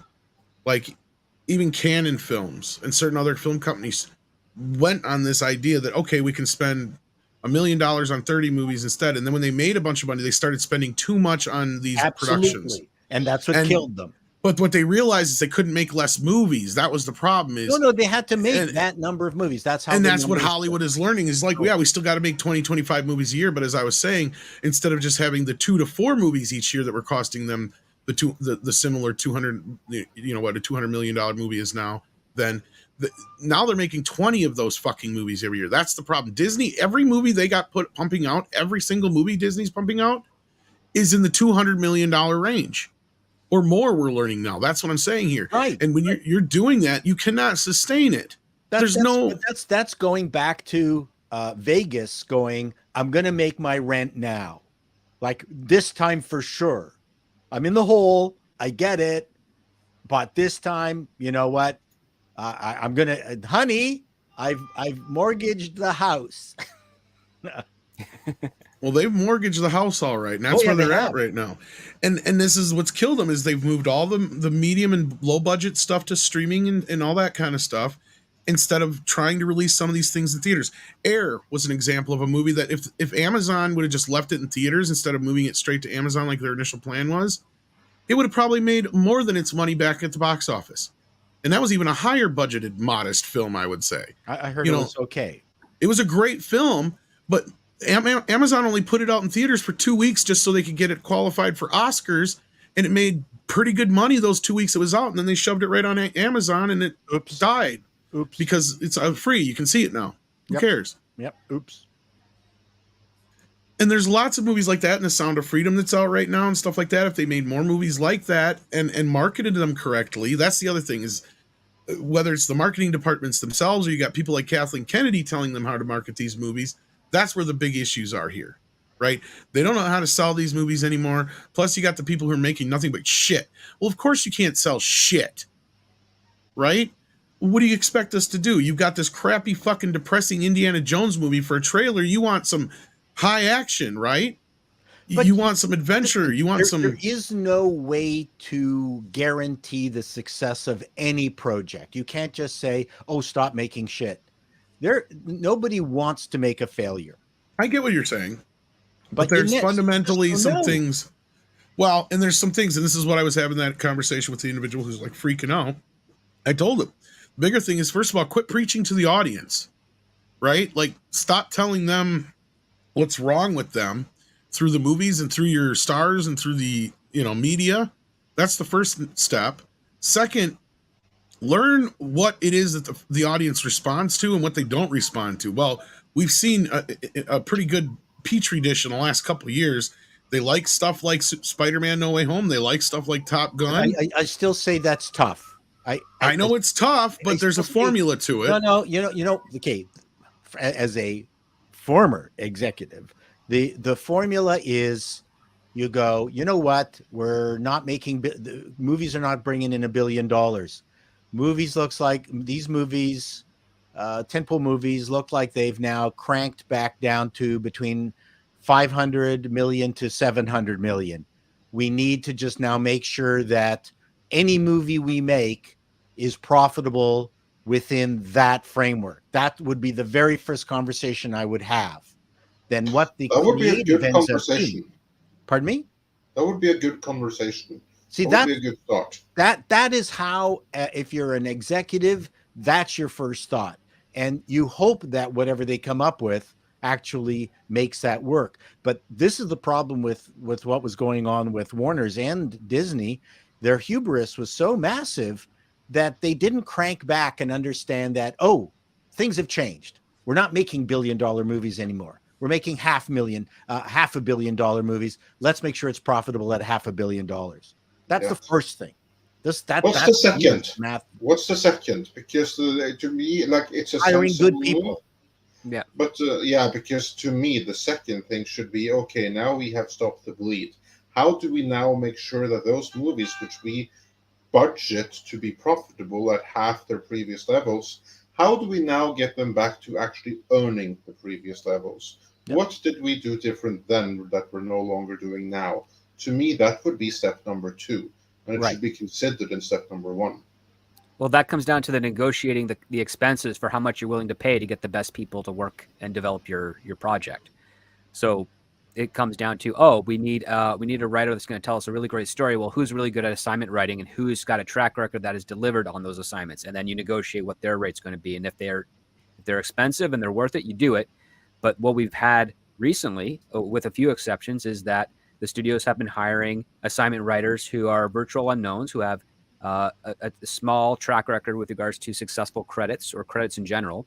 And they're really just being treated as the most basic of work to hires in exchange for, number one, a solid paycheck, but not a great one, but a lot of exposure and a stepping stone to get more work and negotiate with other studios for higher rates because you've done a Marvel movie or did a Disney Star Wars movie or something of that caliber. But that ends up having less results because they're not the ones really putting in the creative process. Their creative process is, how do I make all these ideas that the producers are telling me to do work? And they're just doing it in the bare minimum to satisfy the producers.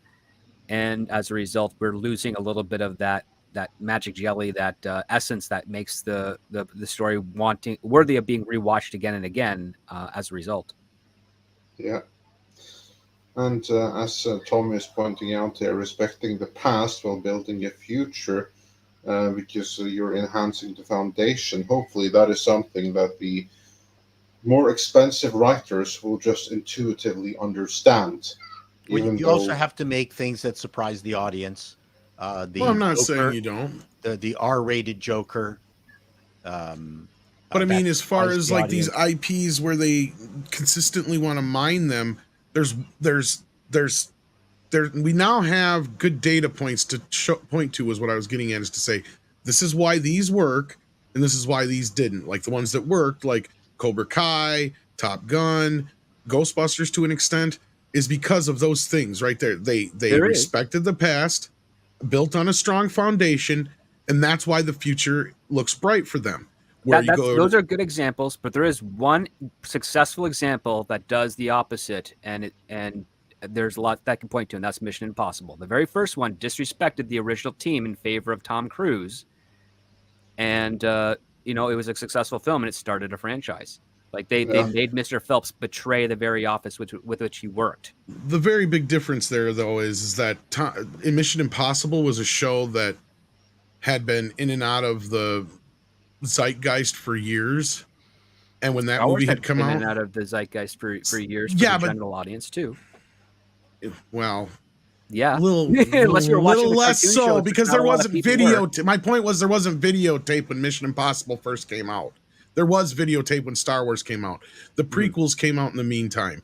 But the other part too is that the original cast was asked to reprise their roles in the Tom Cruise film, and they refused because they didn't believe their characters would behave the way that was in the script. So I mean, I'm telling you, these are the late points that have been repeated currently now that have also been failing, but it has worked in that rare exception in the past. But then that rare exception, why did that one work? When they're trying to repeat the process again here, why is it not working? And I think it has to do with more of the details of the fact that there's more effort in that Brian De Palma film to make that a spectacle and fun movie, as opposed to now where it's all superficial and it's not actually doing anything interesting with that concept. In the case of Mission Impossible, though, what that did was, it deconstructed the original series that most international audiences had never heard of, and it reconstructed it as purely a Tom Cruise vehicle. Yeah. And that's what it is today. Like, outside of just North America, most people aren't even aware that there was an earlier Mission Impossible. To them, that's what I'm getting at. Is like there's a big difference between Mission Impossible and Star Wars. Okay, like Mission Impossible was a popular TV show in the fucking 60s. There's no comparison. Star Wars is was the biggest fucking movie of all time. Had 2 big fucking sequels and a bunch of prequels, a bunch of TV shows, was shown on TV constantly at home video. You're rating popularity to popularity. Where I'm rating okay, I was trying to make an initial point, but I can't finish a point. Well, you're stuck on one part, because I'm telling you, like, there's a formula that has worked that is successful with a slightly smaller franchise, but it blew up into now a big movie franchise, right? And Mission Impossible was actually a very popular show in the 60s and internationally on English-speaking nations, but not so much on the foreign market. In fact, they were still being syndicated with redubs in the foreign market during the 90s when Mission Impossible, the film, was being debuted, and that's fair. But the principle is the fact that you do have the argument that Hollywood is saying, well, we deconstructed these characters to make this a Tom Cruise red vehicle. Why can't we deconstruct Star Wars characters to make this a Daisy Ridley run vehicle? And they're just not understanding the concept is that it's beyond just that superficiality of deconstructing the characters. The Tom Cruise thing was basically trying to reinforce the fact that there's a value to what the principle of Mission Impossible was, and that this is the lone hero that is come to a revelation and has a choice to make. Like, do I do what's right and good to clear my name, clear my family, and get these people that are actually manipulating the system? Or do I acquiesce and fall through to it and just magically like win all the time. There was no struggle with regards to the Star Wars approach when there was with the Mission Impossible. And so that's the difference of the formula. It's like they're just taking an existing IP that was relatively successful. Doesn't matter that it was less successful than Star Wars. It's the fact that it's a successful IP that they're rebranding into another genre of medium.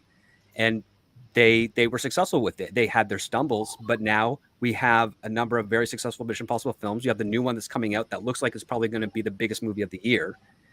And you've got people in studios at Warner Brothers, Paramount, Disney, Sony saying, you know what, that's proof that the formula works if we just keep pushing it, but they're not seeing the depth of what that formula actually means. They're clowns. I just want to say that my wife went to school with Henry Czerny. I just want to say that. And what was it? Man from U.N.C.L.E. They didn't manage to pull a Mission Impossible on. They didn't turn it into a franchise. That's right. Then Man from U.N.C.L.E. was a very popular show, which no one remembers. And then they had the Henry Cavill movie. Yeah, that's the other part too. Like again, Man from U.N.C.L.E., Mission Impossible, the original Avengers spy shows, they were all hits at their peak. Yes. And then they grew. They kind of maintained some popularity through syndication, but again, it changed with every generation because you have competition. You have newer shows doing some similar things or different things, and quality. Not everything stays the top of the list forever. Yeah. Tom, did you have a counterpoint to that?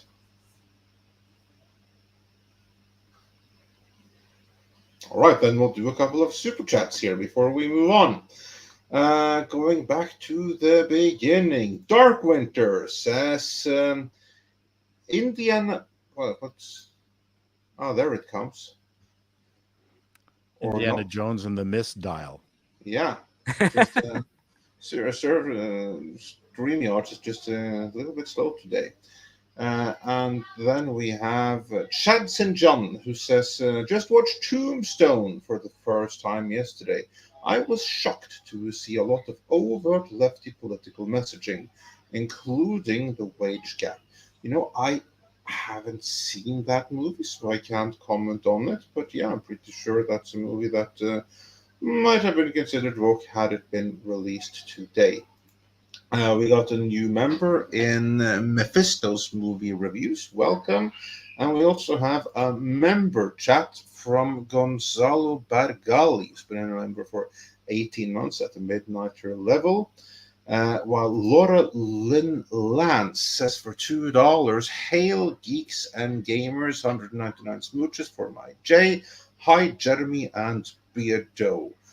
And yeah, I've heard that Geeks and Gamers finally got remonetized, which we are very, very happy about after they were subject to what I can only assume must be some kind of mistake from YouTube's automated systems. So glad to see that sorted out. Rogues Gallery Wingnut just became a YouTube member, so welcome. And Erin Pipe says for $5, I went to the Saturday showing and saw Disney marketing surveys. So did they collect data over multiple days? And yeah, presumably they did collect data over multiple days. And we have seen a couple of these surveys. I forwarded a more complete one to you guys. Script, have you had a chance to have a look at it yet? Anything that stands out to you there? Or Mike? I can't access that email right now where I'm at.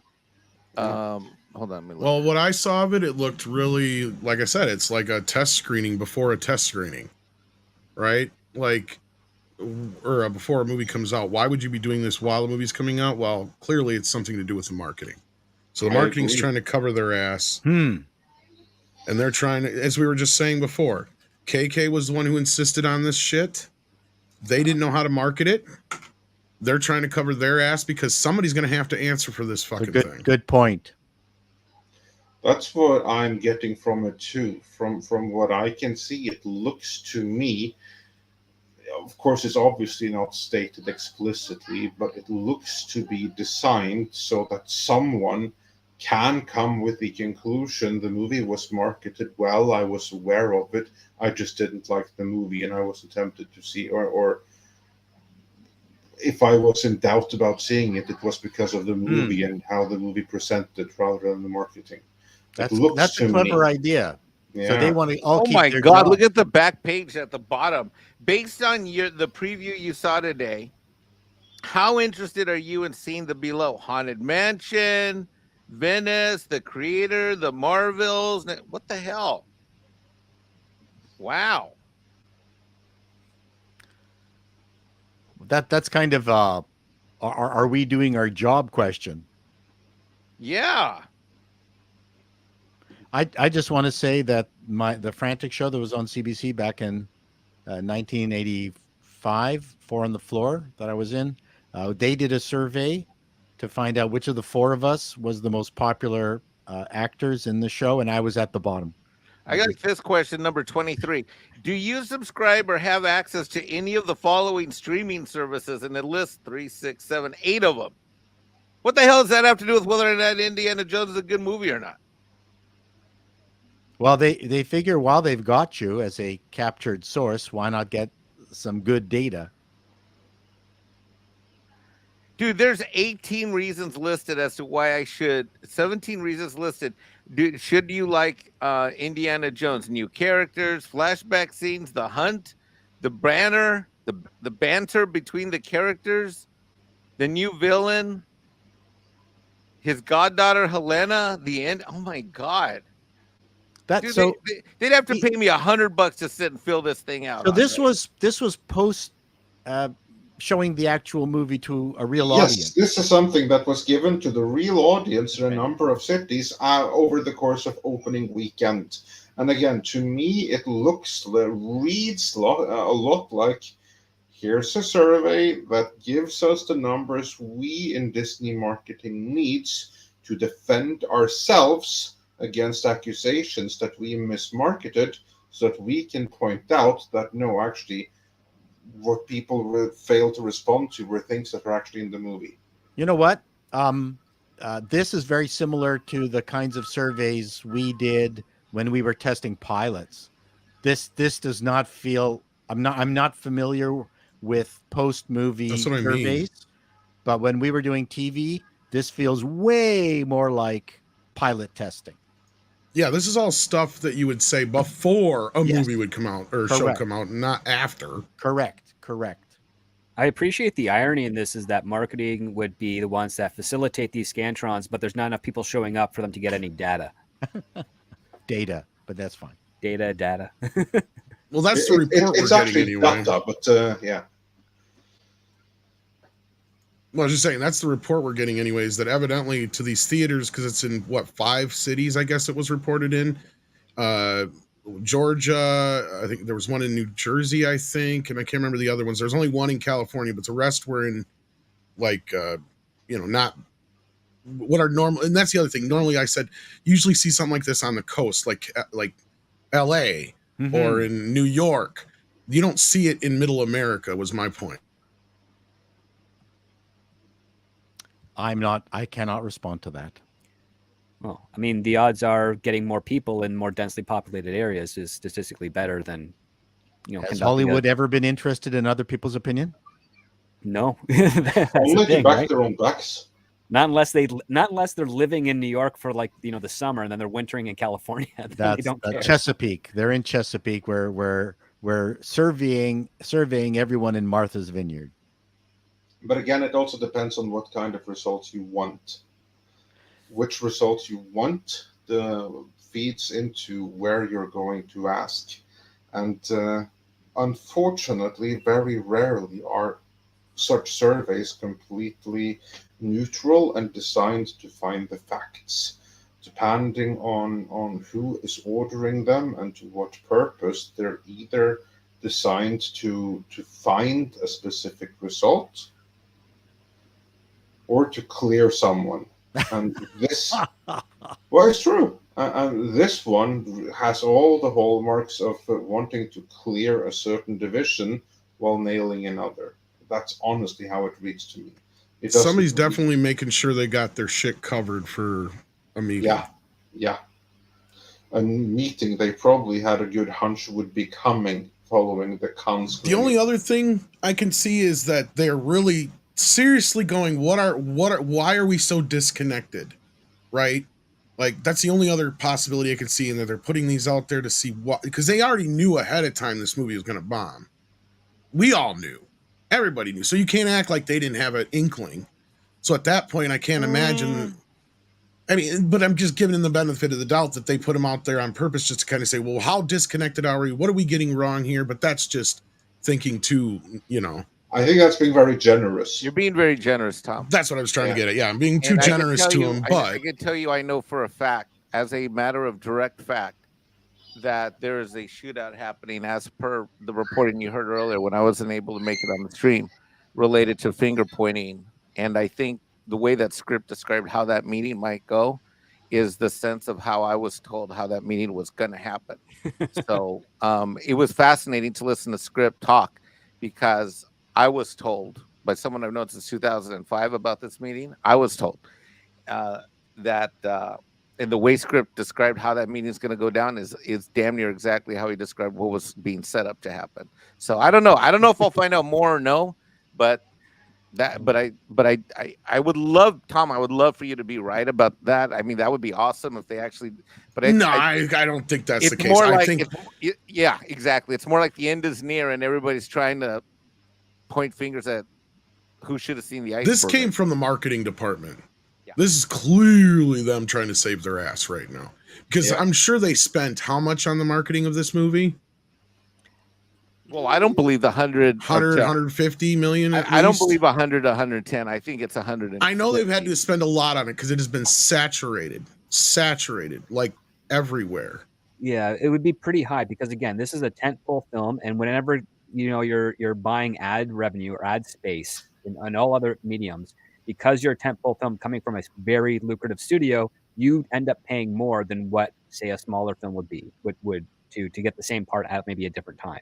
So it's like, oh, we've got, say, for instance, we got Sound of Freedom. It's like, yeah, we'll do a bus ad campaign. It'll be, say, $2 million, and it'll do it for 2 weeks. And then they'll be like, well, we got Indiana Jones from Disney. Ooh, that's a big movie. Bus campaign for 2 weeks. Well, that's going to be $20 million, because they can afford it, and we know we can gouge them for it. And that's kind of how marketing works, and that's why marketing gets so expensive for your bigger tentpole films and not so much for your smaller films.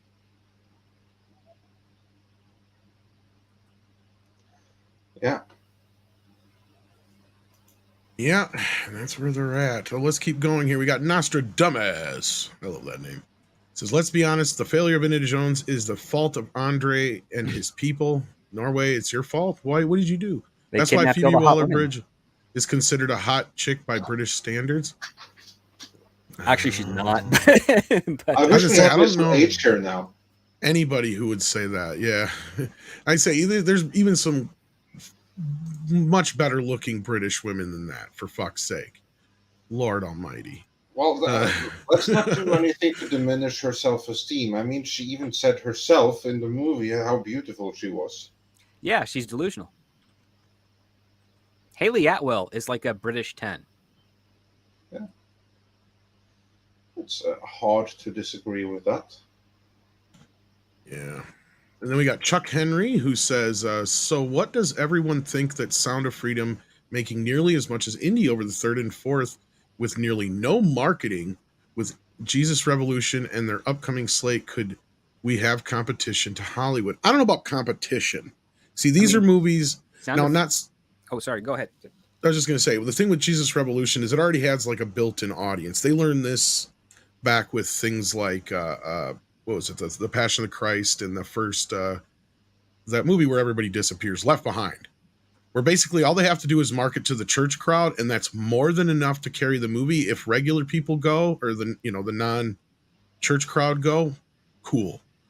They make more than enough on their own. If Sound of Freedom is being promoted that way, then that's smart by them. Go ahead, Script. I'm sorry. No, it's okay. I was just getting to a point, like Passion of the Christ, Sound of Freedom, they are technically Hollywood films.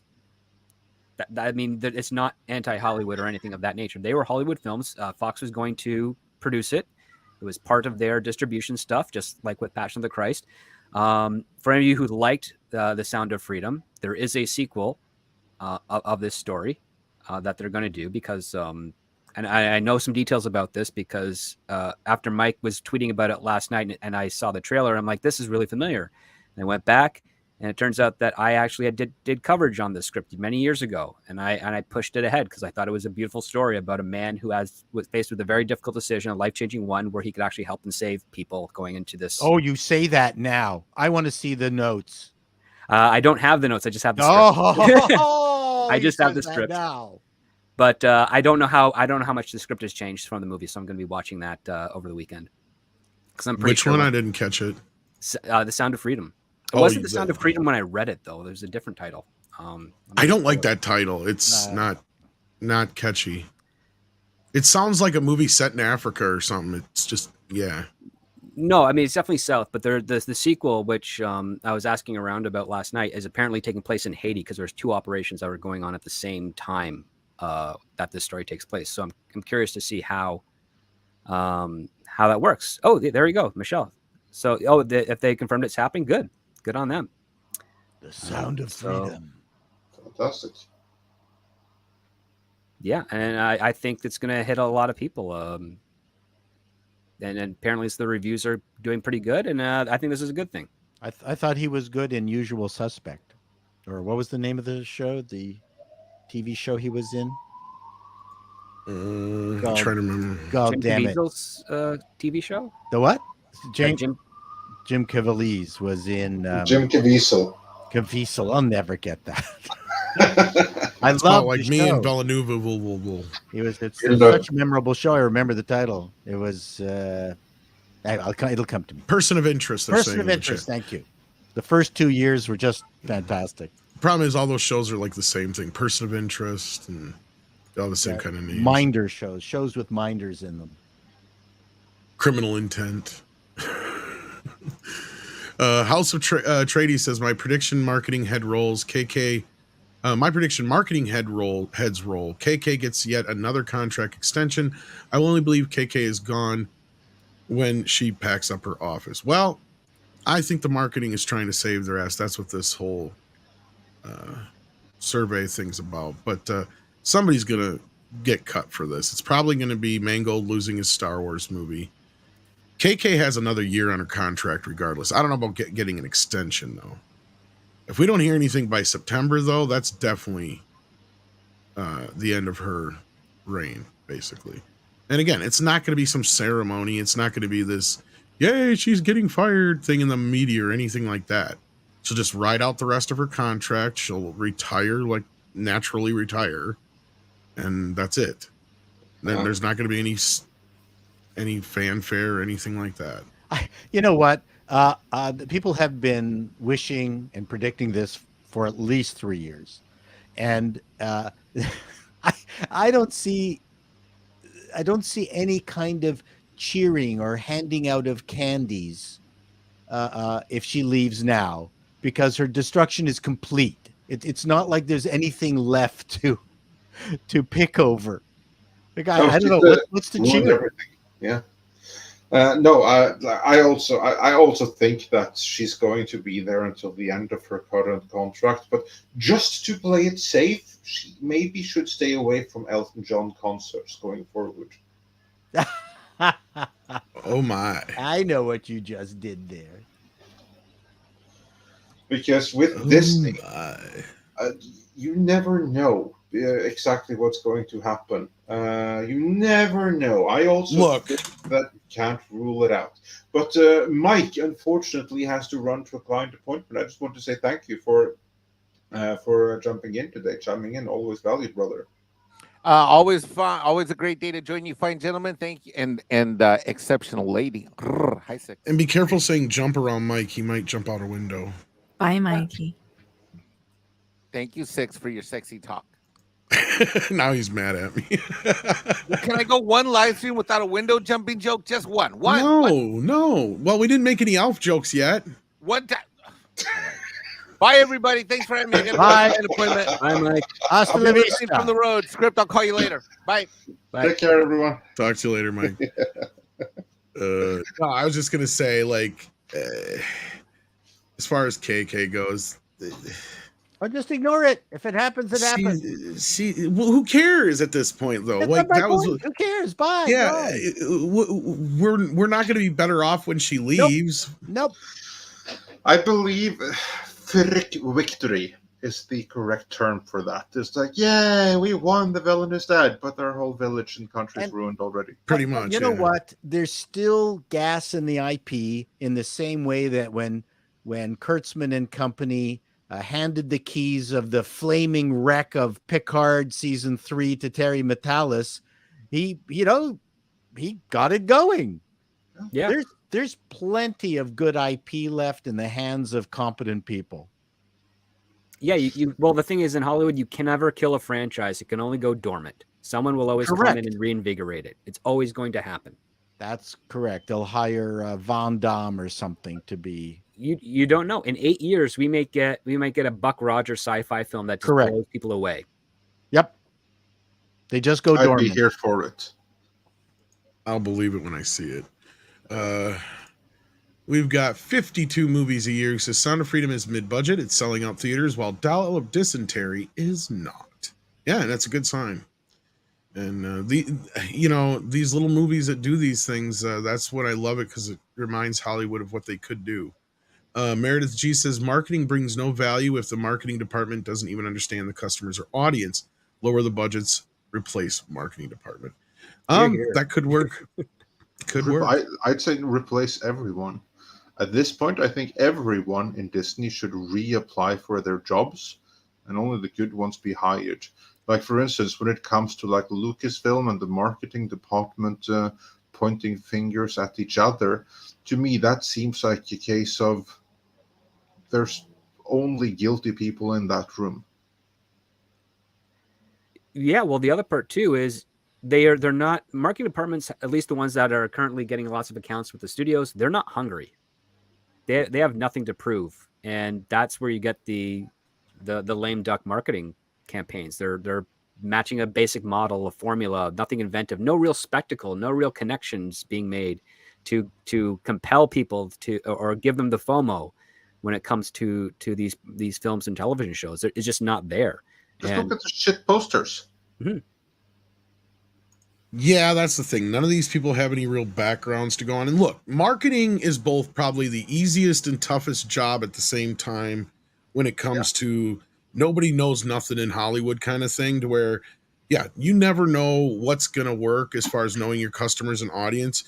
You can be the top of your game 1 minute, the bottom the next. I mean, look at Bud Light. They are a great example of how you can go from being one of the, prime examples of the best advertising campaigns in history to what the fuck are you thinking in less than 3 seconds. So I part of me goes out to these people going, I understand the struggles you have of trying to sell a movie like Indiana Jones and the Dial of Destiny or The Little Mermaid or The Flash. But then again, at the same time, you also have the easiest job, because all you're doing is trying to sell what the product is. And as long as the product's good, then you don't have a hard job. Right? No, your hard job is... Oh, sorry. Go ahead. No, I was just going to say, it's already done for you, right? Look at some of the greatest campaigns in history. Even if the movie isn't that great at the end of the day, look at Independence Day, for example, of how a marketing campaign sold the movie, really. The marketing campaign was almost better than the movie at the end of the day, was what I'm trying to say. Sorry, go ahead, Script. Well, the hard part is, how do you pick the best scenes to put into the marketing campaign without spoiling the movie? Like, that's the hard part, right? If you have a really good product, a really good film, it's like, well, what can we put in there that we all love, that we want to get, that'll get people in here, but won't ruin the movie. That's the difficult part. That's the part you want the marketing to be in, because now you're like, okay, they got a very quality product. There's only so much you can do. Like, I remember the very first trailer for Independence Day. The only thing we got marketing wise, like the very first teaser, was you saw the moon, the plaque from the Apollo 11 mission, and then all you saw is the dirt vibrate because the ship was coming over it, and then it just cut to ID4, and that was it. Yeah, which I think they ended up cutting into the movie, even though it wasn't originally in there. Same thing, like they also changed the whole, and that's where marketing can change a movie, right? Because they also did the same thing with the White House scene. It got changed in the movie because it was so big in the marketing. But at the end of the day, yeah, you can work with that if you have something to work with. The beauty of Independence Day, though, is the first 30 minutes are the setup of the other, the last 2 hours of your movie. So you can use that first 30 minutes to market your film. Marvel used to be able to kind of do that. Some movies used to be able to do that kind of thing. But now we're stuck in a place where there's nothing interesting in these movies to sell. That's what I was getting at. To where even The Flash is a great example. Nothing in that first 30, 40 minutes of that movie is worth a shit to sell. But Michael Keaton comes in about 45 minutes in, so they tried to sell the movie on that, and in the process, pretty much giving away whatever decent parts there really were in the movie, because we all saw all the scenes that Michael Keaton was in the trailers.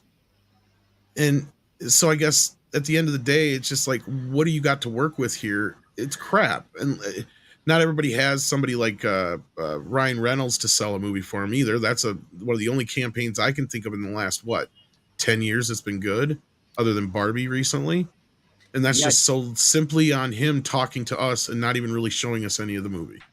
Well, the Deadpool and the Detective Pikachu marketing that Ryan did, both were really, really strong. Yeah. Well, Disney they can take solace in that if they do fire some marketing people, Alyssa Heidenscheid, I hear, is looking for a new job right now. Yeah, that's the one thing we haven't seen a bunch of head rolls yet in marketing, but maybe that is the next place to go. You never know. Yeah. After some of these ESG roles are taken care of. Rogues Gallery Wingnut says thanks, and this is more entertaining than anything on Disney Plus. Well, I'd hope so. We try anyway. The Master of Trek says, do Mangold, Swamp Thing, and Mussetti Batman do them? Mangold might still retain Swamp Thing. Mussetti is up in the air. Yeah, and that's because I'm curious if part of him getting Batman wasn't, to deal with all his shit that he had to deal with on Flash. I mean, I get that, but that's so unlike Hollywood. But I know what you're saying, but James Gunn is also the guy who's the head of DC. So no, and they're very much in sync with how they do approaches to that. But it's and so not only unlike that, Hollywood for them to be like, oh, you screwed up on this movie that you came in as the fifth director to fix, and even the stuff you shot was bad. Let me put it to you this way: maybe it's more of a pay it forward thing, because the same kind of thing happened to James, right? And he's a director. That's the only reason I can see it being a plausibility, because I believe you. I'm not saying you're wrong. I'm saying this is the only time I can see this being a possibility, just because James Gunn's the head of DC Universe and he's a director himself. Mm-hmm. If it was any other corporate fucking person, they'd be like, fuck you, you're fired. You're not getting a Batman. Absolutely. Like, I agree with that. The only difference is that James Gunn never released a bomb that he came in to fix. Like, that's Suicide Squad. No, well, I'm just saying they gave him the DC Studios, even though he bombed with Suicide Squad, was my point. So I think he's paying it forward with Mussetti. Well, it was bombed because of, and justifiably so. It was day and date, poor release, poor marketing. But I mean, it's a critically better movie than all the other DC films at that time. That's the other part. But my point is that the Flash was so manipulated by the studio and everything else going on around it. I think, and this is just my own personal opinion, that James Gunn felt so bad for all that shit that he basically gave Mussetti Batman. And that, and Warner Brothers wanted to keep him happy because he's their it boy. That too. I want to bring this question to Paulie, just to add some context to everyone who just see the super chat. We went straight into the discussion here. The previous biggest flop of the year was The Flash, directed by Andy Mussetti. And days before that movie was released, James Gunn stupidly went out and announced that its director, Mussetti, would be directing the new Batman. And he had previously announced that James Mangold would be directing Swamp Thing. Now, of course, that was before the flop of Indiana Jones. So here, then, we have the director between the two biggest flops of the year, helming two major DC movies, and they were both announced for that before those movies flopped. Mr. Former network executive, if you were a studio executive and you have announced these two directors for your two high-profile upcoming movies, and yet both their movies bomb in a spectacular, historic fashion within weeks of each other, what do you do? Do you press ahead with them? Or do you see that, oh shit, these people, they now have baggage, both of them, we need to go in a different direction? You press ahead because you don't want to be the executive who jettisons an individual with a track record and watch them succeed massively on their next effort. See, and that makes sense to me as to why, even though they knew that The Flash was probably going to fail, same thing with Indiana Jones, they would still announce these things and do these things. That is the biggest fear of everybody in Hollywood, which is why everyone, which is one of the magic pieces of Hollywood compared to Canada, is that everyone is willing to talk to everyone because they're afraid of being the person who didn't hire the right person at the right time. They're scared to death of that more than anything. I was the executive who turned the Beatles down. They don't want to be that. Yes, they don't want to, but they also don't admit it when they do. That's the other part. No, of course. Of course, but to my understanding, that's their biggest fear. So someone with some track record. I mean, who was the director of Paper Moon? He had failures. I mean, Friedkin had failures. So, but you hire people with a modicum of a track record. Peter Bogdanovich. Yeah, Bogdanovich. I mean, how many failures did he have? I mean, it's well, you have some guys like that too. Like, yeah, like there's just steadfast directors and writers that even though they can have some bombs, that you just kind of move on. But that's rare. I mean, yeah, very Ridley rare. Scott might be the modern director with the most success, perhaps. Oh no, Cameron. Other than Cameron, like who else? If you you got Nolan. You've got a couple other guys. I mean, Nolan's only real stumble so far has been Tenet, but you can. But he hasn't made money with some every of that up movie too. either. Well, I mean, then again, though, Inception made $1 billion. Yes, it did. Yes, so. Yeah, the Interstellar did not do as well. Dunkirk was modestly successful for what it was. The other part too is that like Nolan is still kind of in his prime. He hasn't made Tarantino, as much I guess, as some of them. Tarantino's more niche. That's the other part. He still makes big money. Like Once Upon a Time in Hollywood and Django both grossed, I swear, over 500 million. Oh, close did they? to whatever. Yeah, let me look and see here. Well, good for him. I think the only one that hasn't done real well was Hateful Eight and Jackie Brown back in the day. Once Upon a Time in Hollywood only did 372, I guess. Thought it did better than that. Yeah, but it probably didn't cost a lot. I think Unchained though did really well. Really? I did 426. Yep. Wow. Well, those are massive numbers. Yeah. They're R-rated movies. That's actually after the and R-rated movies. Yeah. Yeah. That's and after Inglourious the benefit Bastards of did Kill Bill, 321. too. Kill Bill was a huge popular. Kill Bill is one of his bigger ones. Yep. Yeah, that definitely, he was definitely riding high off that. How did Inglourious Bastards do? Because 312. 312. Okay, so that's pretty. Yeah, he was on a growing track record of basically he's broadened his fan base. Yeah, and Django was the one that got the most Oscar notice as well. But yeah, I mean, other than that, like Scorsese can't even do it anymore. Really, I mean, his new one. I don't know if you guys saw the trailer for his new one coming out here, but looks interesting. I guess is the best way I can put it. I don't know. Pinochet's helicopter tour says, "Chance this was a 4D chess setup tank on purpose." As far as Indiana Jones, no. Why? I don't know why. That'd be dumb. No, that would be that's not very how Hollywood thinks. Yeah, I don't think so. I think that is probably attributing nefariousness where there is none. I think everyone genuinely thought that was going to be good for them. Remember, Bob Iger doesn't want everything to go to hell on his watch. It's his legacy too. The success of all the departments under him is his success. And the failure of all departments under him is also his failure. He doesn't want all this failure. And also, the likes of Bob Iger, the entertainment side is just one small, or the movie side is just one small side of Disney.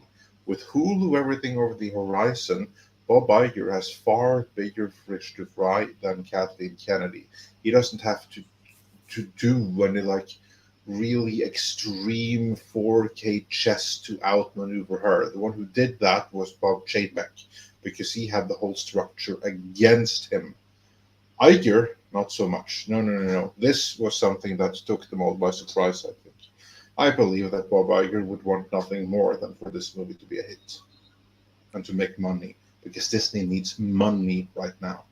Yes, and I suspect that this film was intended to spin off the franchise so that they could use the brand of Indiana Jones on future films without having to first upset Harrison Ford, because he's kind of ride or die with the character. No one plays Indy but him. And second, to start whatever they had plans or ideas with Phoebe Waller-Bridge's character. And I think with that mentality being the forefront, which most likely have been the case, was probably the wrong direction to go, because that's kind of a little bit what they were trying to do with Crystal Skull with Shia LaBeouf, and it didn't work out. Yeah, exactly. And unfortunately, we are losing Mr. Chato. But we did have a couple of super chats for you before you go. I'll turn on my camera for these super chats. Yeah, Valentine's Tube says for $5. Hey, Andre, Script, Six Love, Chato, and everyone. Andre loved your use of Age Undreamed Of. Perfect Mako usage. Oh yeah, that's a reference to the Indiana Jones post-mortem that we put up earlier today. Glad you liked it. Everyone check out that video if you haven't already. And Script, my show 10 episode something, and then it disappeared before I could see the rest. But Script, you're invited to that show. And, sorry, I thought you finished it. Yeah, and Doc Fortune says, bring Ewoks back too. Chato can still do Pablo. That's right. Let's play Drop the Sack.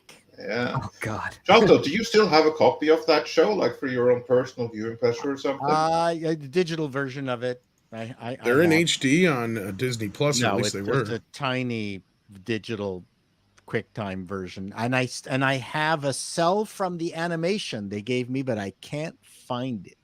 So it's in the house somewhere. Yeah, there you go. Yeah, no, because there are 1080p versions. Like if you just wonder if you had them, if you've seen them. No, I do not. Yeah, but it's on Disney Plus, and Disney Plus is never going anywhere. It's solid like a rock. I'll be able to see it whenever I want. Oh, those residual checks coming. Oh yeah, I'm living off of those residual checks. Actually, when you're a voice on a cartoon, you are bought out.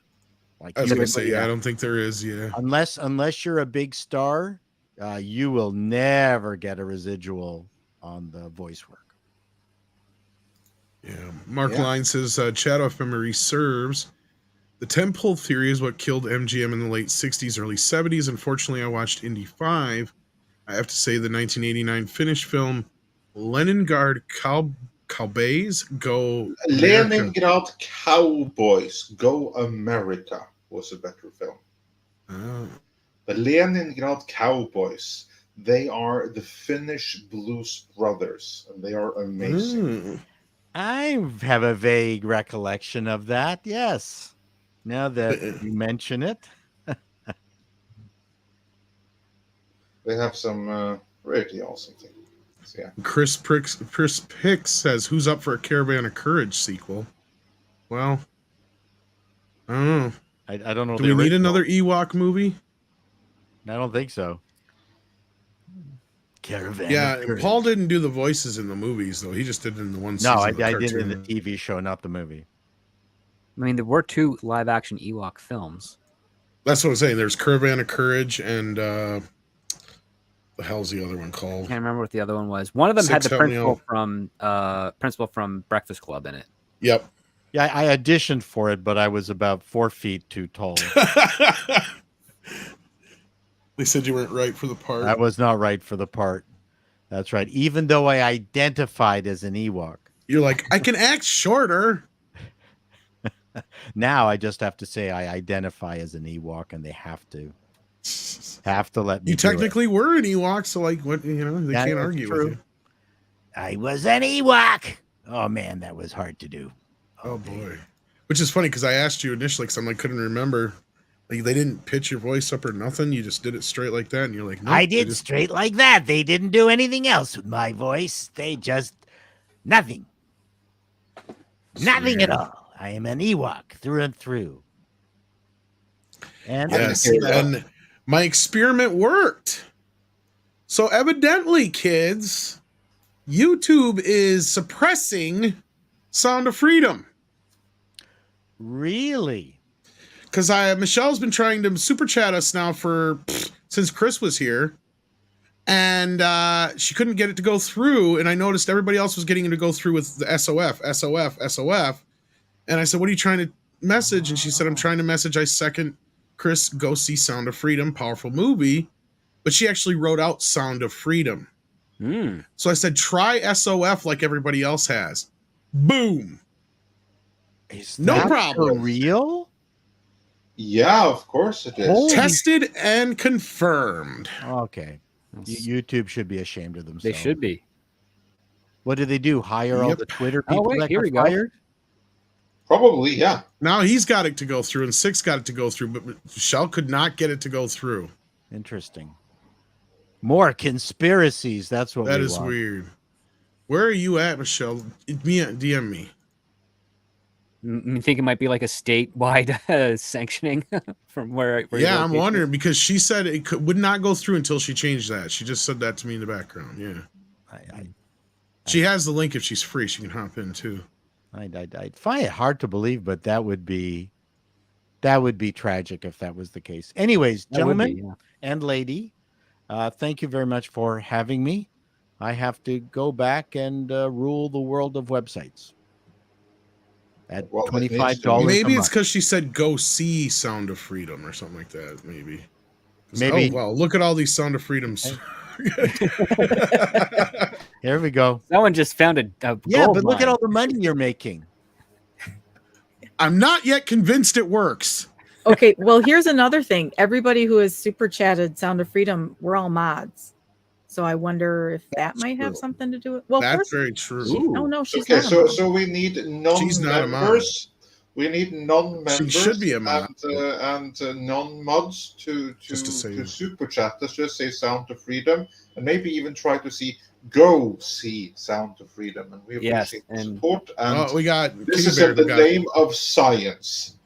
We got but you got to capitalize. Yeah. There's 1,500 of you. Each give it a shot. See, I just tried Suck My Freedom and it didn't go through.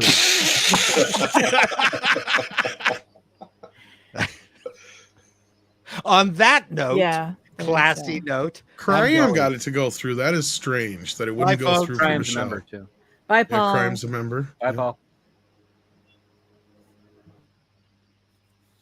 Oh, that's interesting. Very strange. Very interesting. Yeah. But speaking of super chats, let's go back to the top and we'll get to the Sound of Freedom very soon. Mario Trillo says, KK be like, Bob, why do you have a bucket of water? Bob Iger. You know why, Kathy? KK. Come on, Bob. Look into your heart, Bob Iger. What heart? Splash. I'm melting. What a world. Darius Munchausen sends us in a super sticker. It was something different this time. I saw it. Box of popcorn. Was it box? Oh, no. It was a different one I was looking at. Okay. One of them was a winky face. It wasn't that one. Okay. Midnight. That's the next one? Okay. Midnight Eye says, what? It's coming up. Okay. Midnight Eye says, would Mangold claim the first 20 minutes were his vision since Jake Skywalkering Indy and the insufferable Kathleen Kennedy brunette avatar were Lucasfilm requirements? Did he have anything to do with the writing on this? I know they rewrote it when he came on board. He is one of the credited writers, but Yeah. he can't really go and say anything because if he did that, he would go and he would speak directly against Kathleen Kennedy, and that would be bad form because she has too many friends in Hollywood and stuff like that. It would be bad for his career to throw not just a former employer under the bus, but Kathleen Kennedy under the bus. So even if he feels that way, he wouldn't say it. But also, you just have to look at the kind of movies that he's directed before, and it's broken old men. Yeah, it's right up his alley. But, you know, wouldn't it be funny if the reason he lashed out at, like, Kadish was because he knew Kadish was right, and he's like, that fucking bitch made me put all this crap in this movie. I just want to make a good Indiana Jones movie. No, you know, or something like that. Well, no, definitely, because he's not making. Because yeah, he could probably make a movie about broken old Indiana Jones, but pushing in Fleabag and stuff like that, setting up her to be the next Indiana Jones stuff, well, that's all Kathy all the way. No, like I said, most of this movie could remain the same if you just replaced Fleabag with Short Round. It fixes half the problems right there. But anyway, ActionCom says, wasn't Jim Caviezel blacklisted by Hollywood? Sort of. Not really, but like... Okay, Where so... do you know this? Okay, so it's kind of weird. Because I had two very, very brief encounters with Jim Caviezel when he was promoting Passion of the Christ, and they were not good he doesn't make good first impressions. That's one of the reasons why Caviezel doesn't get a whole lot of work. He doesn't make good first impressions. He's kind of mechanical, is how I could define him. He didn't feel like he had a personality, you know, when he speaks in public, or at least when I was observing him. And he's kind of a mixed in regards to acting. Like, they thought he was okay in Count of Monte Cristo. They didn't feel there was much real acting that he had to do in Passion. So yeah, he's kind of like a mixed bag of things. At least that's the opinions that I've gotten from his other movies. Are stuff like Frequency and stuff that didn't really exactly blow up at the box office. Well, he was very forgettable in Frequency. Like, Dennis Quaid really kind of shone in that film more. That too. That's just the thing. Like, he doesn't. I mean, he's a handsome, attractive man, but he just doesn't seem to have all the faculties needed to be a really great actor. But he's also, and this is the other part too, he also leans into method acting a lot. And that's also kind of a mixed bag around Hollywood, because it's like, oh, they have to cross over a certain barrier to accomplish doing a role, as opposed to finding something within in order for them to achieve it. But yeah, like, it's kind of mixed bag. I think he's got a specific thing that he can do well, and that puts him in a niche market where he's not as viable compared to other actors in his age group who try to like branch out and be able to do various different types of roles with different quality. But he's not blacklisted in the sense that his personal views or whatever have actually cost him roles. It's more like, we could probably get someone a little cheaper and more charismatic than this guy.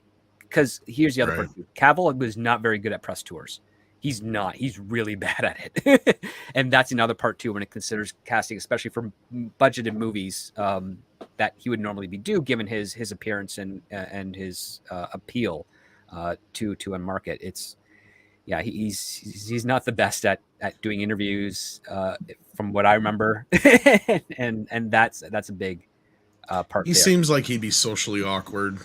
Yeah, like, the religious thing is not as huge a deal in Hollywood as you think it is. Everybody is very religious in some regards, but they're also very hypocritical. He might be less hypocritical in that area, but that doesn't really put him off. The only way you're put off is if you start preaching while you're working, because you're supposed to be working, not preaching. Honestly, I think people were probably more pissed that movie made $1 billion than anything.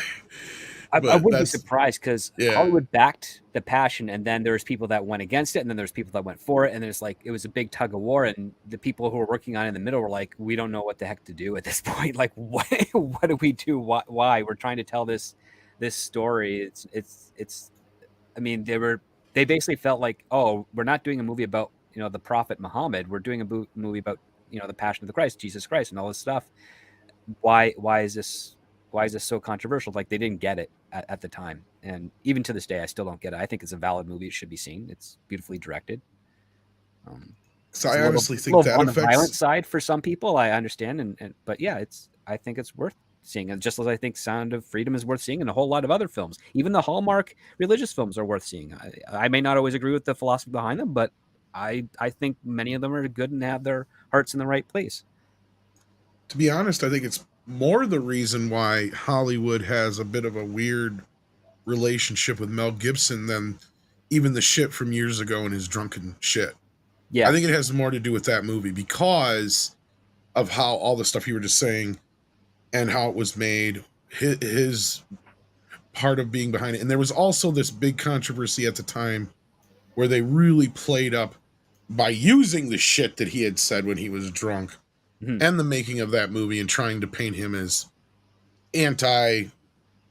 What I'm not even gonna say the word, but you know. But what he's I mean. not. That's the thing. Like, Yeah, I know that's the dumb thing, and that's what I'm saying is I think both of them got the wrath of that, and then when that movie was so big, because sometimes people forget how much money that movie made, and yeah, I think that just kind of put him in a weird spot. But anyway, Waltman says Ben and Jerry's is now demanding America to give back land, starting with Mount Rushmore. Oh fuck you, Ben. They're an ice cream company.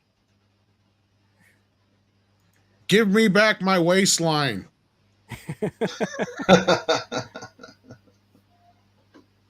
Fuckers. I don't even eat Ben and Jerry's. So fuckers. I can't remember last time I they're had expensive and they're not that great. Like, anyway. Wildman Beyond says, speaking of George Lucas and Marvel, I just rewatched Howard the Duck. Not perfect, more entertaining than Indy 5. Yeah, at least it tried to be more like the comic. I blame the writers more than anything on that movie. Going through the deep dives that I have gone into on this, because it feels like what happened was it was a passion project for George. Then he lost the passion for it once he started making American Graffiti and Star Wars. And it was just this thing that he had to do something with it or he's going to lose the rights. So he gave it to Gloria and what's his face? Hayek, or how we say their names. And they wrote the movie, but they tried so many different things in there. I don't think they quite understood what Howard the Duck was, but they tried. And I don't think George really had as much to do with that movie as people like to think he did. I really think he was just kind of making it as a rights retainer at that point. And the few things that he did have anything to do with, because like if you ask him, like if you change, like in an interview, like his direct quote was like, if you could change anything in Howard the Duck, like you did the special editions, what would you do? Oh, I guess I'll go back and change the voice. I don't like the voice. That's what he says. So as far as he's concerned, the rest of the movie's fine. So go figure on that one. I mean, if you're going to change only the voice and nothing else of Howard the Duck, then yeah. I don't even think he owns it anymore. It's back at Marvel now, ain't it? Yes, it has been. It is. It is. I would say it has been for years. Yeah. I mean, case in point, he's in several. All of the Guardians of the Galaxy movies and Infinity War he was in. Or not Infinity War, Endgame. Something like that, yeah. Yep. High King Fëanor, Alpha Chad of Middle Earth says Jet Li's Hero cost $30 million adjusted for inflation and was much better and more profitable than Doctor Strange 2. Think about that. Oh, yeah, I remember Hero being a fairly well-received film back in the day. Yeah. Especially when it hit video. Yeah, that was a really good movie. I enjoyed that one tremendously. I remember it being rented out quite often.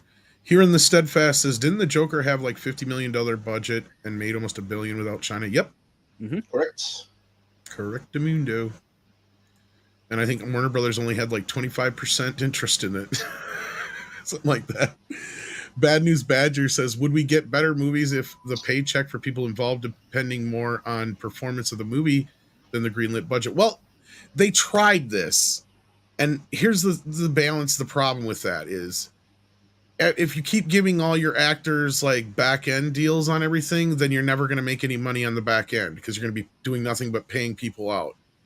And on the other side of it, it's if you make a bunch of movies like Indiana Jones, The Flash, and Little Mermaid that don't make any money, there isn't going to be any back end payouts. So people that are involved that are supposed to be getting any back end, they're screwed.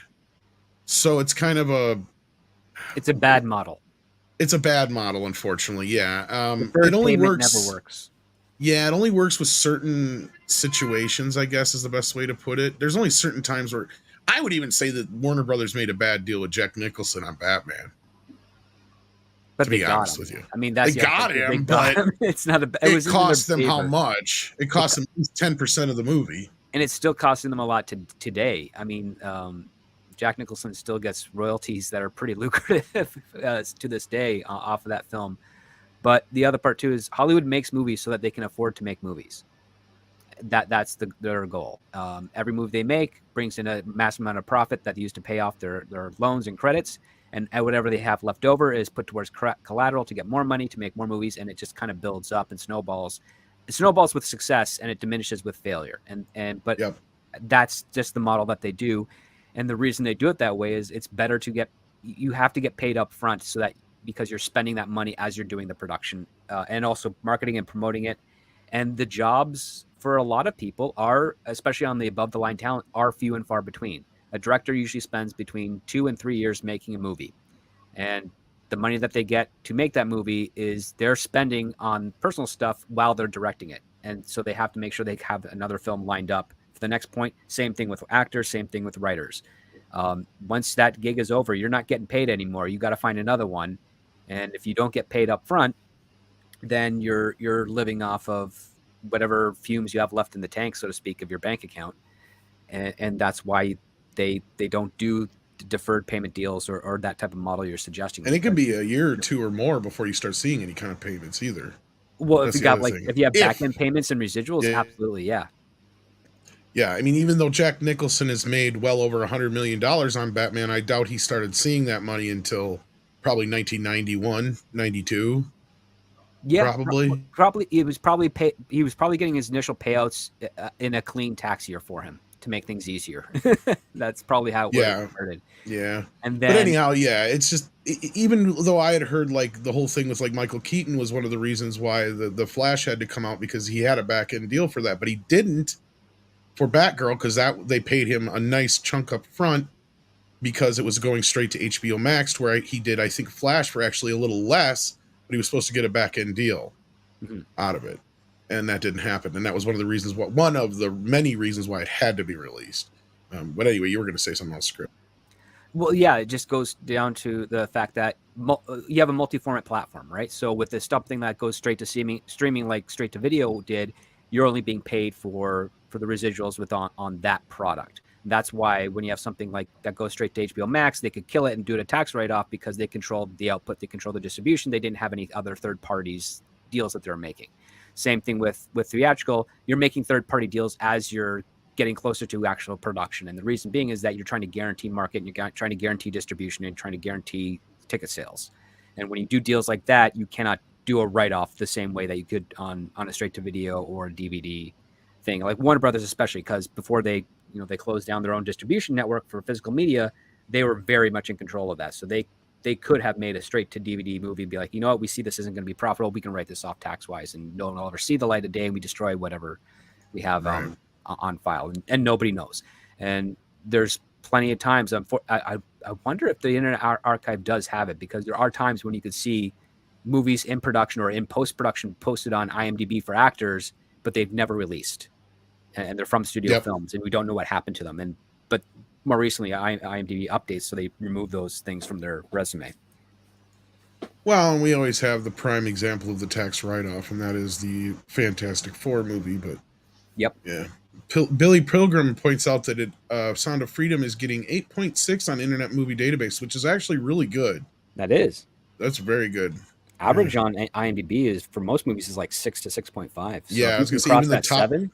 Yeah, even the top movies, like there's only a few that got top 10 out of 10s. Gavin Blackburn sent us a super sticker. That'd be the winky face one. Thank you so much. Mike and Ayers says, disagree with Script. I've seen way more Luke Skywalker trick-or-treating than Peter Graves. Believe me, I check every year. Well, I mean, I'm not comparing popularity to popularity. I'm making the point that if the method model exists, even though it's not a perfect model, if it exists and it has been proven successful, studios can get it in their head that, we can just try and replicate that. But it's more than just the model. There's lots more factors involved with it. I don't even want to get into that again. Accident Seller says, Indiana Jones and the butt dial of dorkery. Yeah, pretty much. Most people are probably watching it on their phones anyway. The Gaming Angel says, say what you will about KOTC. What's KOTC? Knights of the Kingdom of the Crystal Skull. Took me a minute. Jeez. Oh, yeah. But I find it absolutely distasteful how they killed Mutt in Vietnam. Oh, I agree with you 100%, Gaming Angel. This is exactly what I said, actually. I get it. Hollywood Shia went crazy, but you took that child star, a child star who got his start at Disney, by the way, and abandon him. Yeah, he's been pretty much canceled 2 or 3 times over now for various things. And I said this very same thing. I said, I wouldn't even have cared if they brought him back, even if it was for a cameo. It doesn't matter. Sure, it was miscast or whatever at that time. You could recast him, but killing him off screen is just dirty, regardless of how much you don't like. It'd be like if they did that to Jar Jar. Like, sure, a lot of people didn't like Jar Jar, but killing him off screen would have been really fucking, like, really? Taboo. Yeah. That's mean. Like, well, the other part too is this is something Disney has been doing since the beginning. They always abandon their child stars. yeah, they fuck them up and then they send them out into the world. That's what they do. Pretty much. Nickelodeon's like, oh, here, hold my beer. I mean, Hilary Duff barely survived. Like that she went through a lot. And then Lindsay Lohan, I don't even know what's going on with her right now, but she had a lot of potential, was a really breakout star, and then, well, the rest is history. Yeah, but they pretty much poochied Mutt. It was kind of sad. Thank you for that. What's your first thought? Says, with these new Oscar rules and having such a small pool to pick from, will they have to pick from previous year's movies to get their candidates? If so, would it not just be a participation trophy? Well, it's funny you bring this up. What's your first thought? I think we brought this up on Monday morning. The diversity officer, or whatever the hell you call her, over at the Oscars has been shit canned. So it makes you wonder if they're going to stick with these asinine rules that a lot of people have been pointing out are going to really limit the pool, as you say here. Have you heard anything scripted? Does anybody else want to comment on this? Because I've said from the start, I don't think these rules are going to stick. Either they're going to get forgotten about right away, or they'll go for about 1 year, and then a big movie's going to get left out, and everybody's going to pitch a fit. I can only speculate that they were starting to put together the possibilities for what they would have nominating for an Oscars, and they're like, we don't have enough to do a show. Yeah, that sounds about right, because with those rules, basically, like, only straight to BET movies have a shot in hell of getting nominated.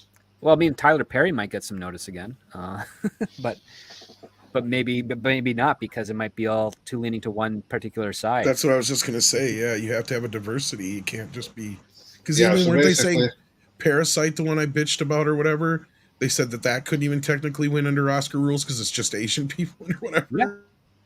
Yeah.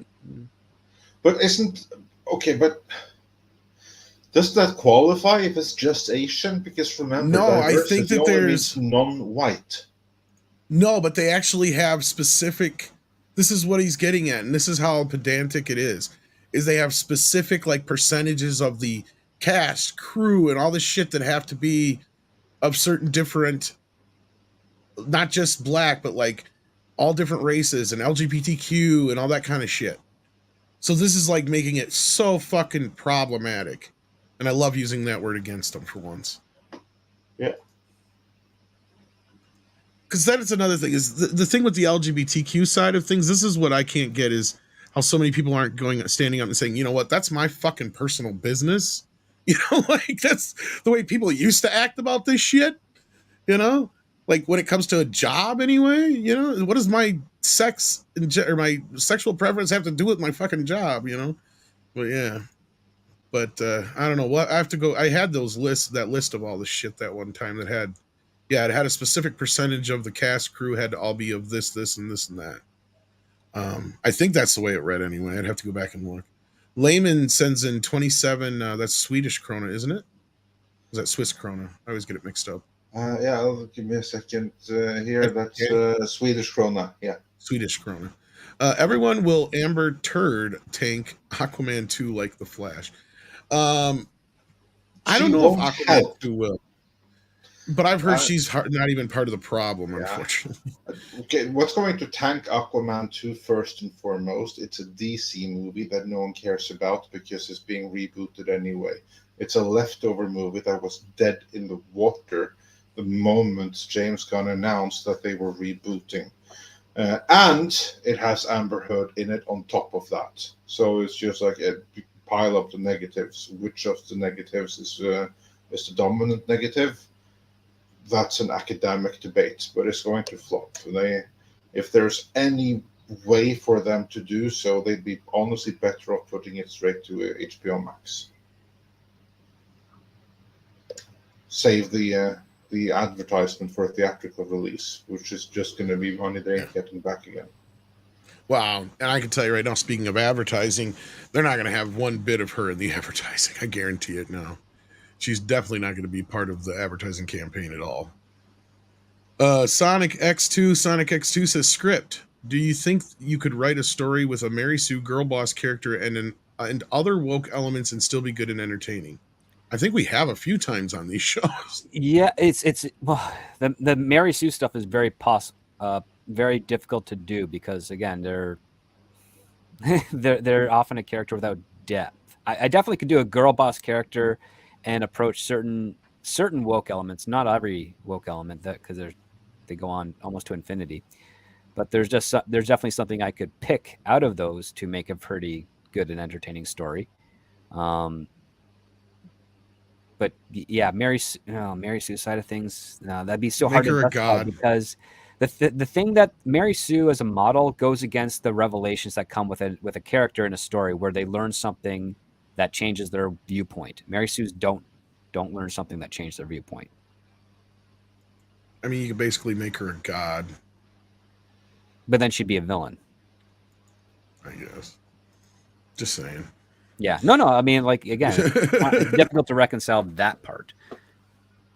But no, you're right. It's too tough when you start. I mean, you could do things that have woke elements to them and still be good, but I think scripts like to actually write something that's woke fundamentally in and of itself is impossible. Make it good because it's just. I mean, I could write a comedy that makes fun of woke and a lot of things, but Chris Gore said that I'd probably be canceled if I did it because I pitched him it. Well, of course. Actually, I pitched a bunch of people and they said, you cannot make that movie. I'll make it. Crunchy Beaver says, I'm about 40 minutes behind on the stream. Well, that means you'll catch up with this in about 40 minutes. But hey, how you doing in the past?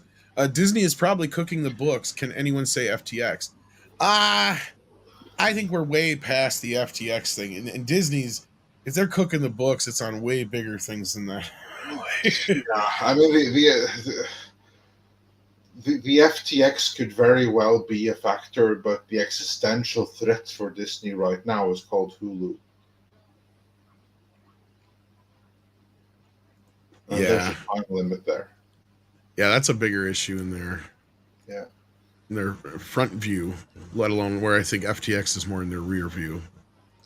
Jeed says, so is Hollywood experiencing the same thing video games did in 83, i.e. too much bad product, consumers lose confidence? This is a good point. I mean, I wonder if there's a comparison to be drawn here because, you had a lot of different companies trying to come up with systems. So you had an oversaturation. I guess you could compare that to the streaming services instead of having just like the Atari or whatever, for instance, in that period.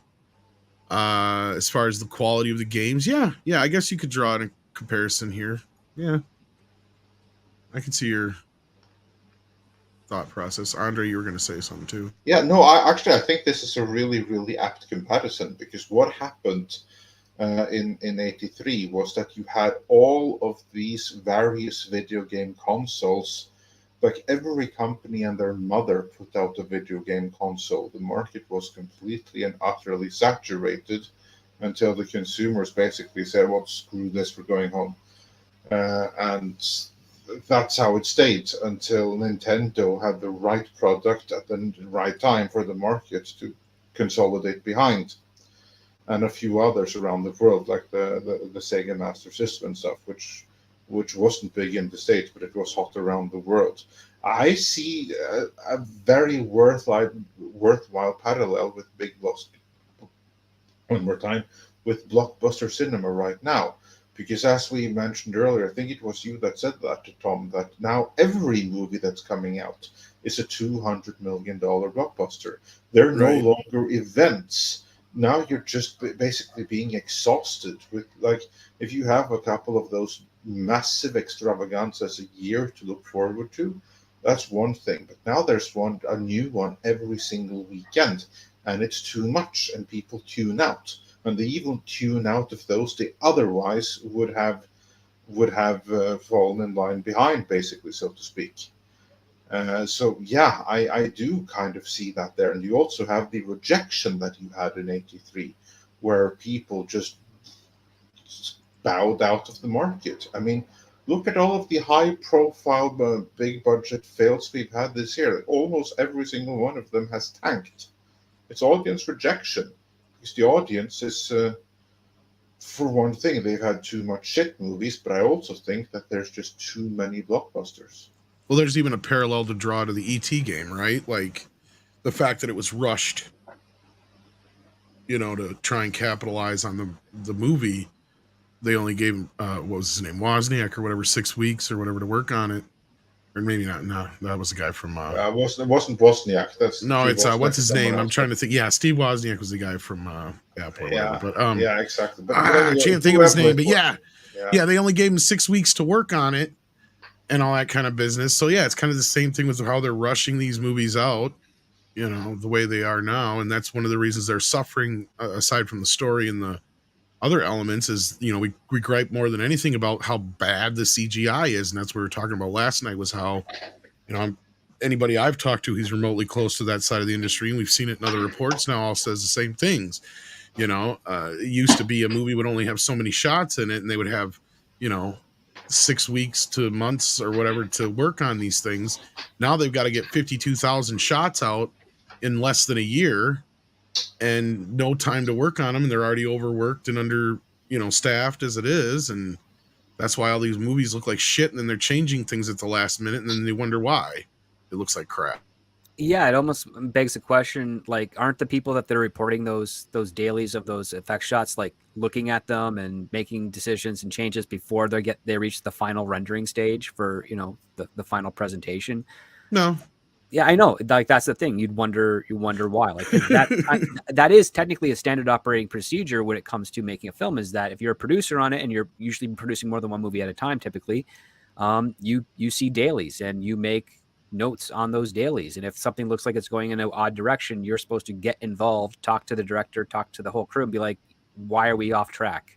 and get them back on course. Well, but you don't do that if you don't watch dailies, or if you don't get a report of what's going on the set. or it's not just that. We're being told that the movie will be like in post. They'll have the shots completely done or damn near done, and they'll have had them for weeks.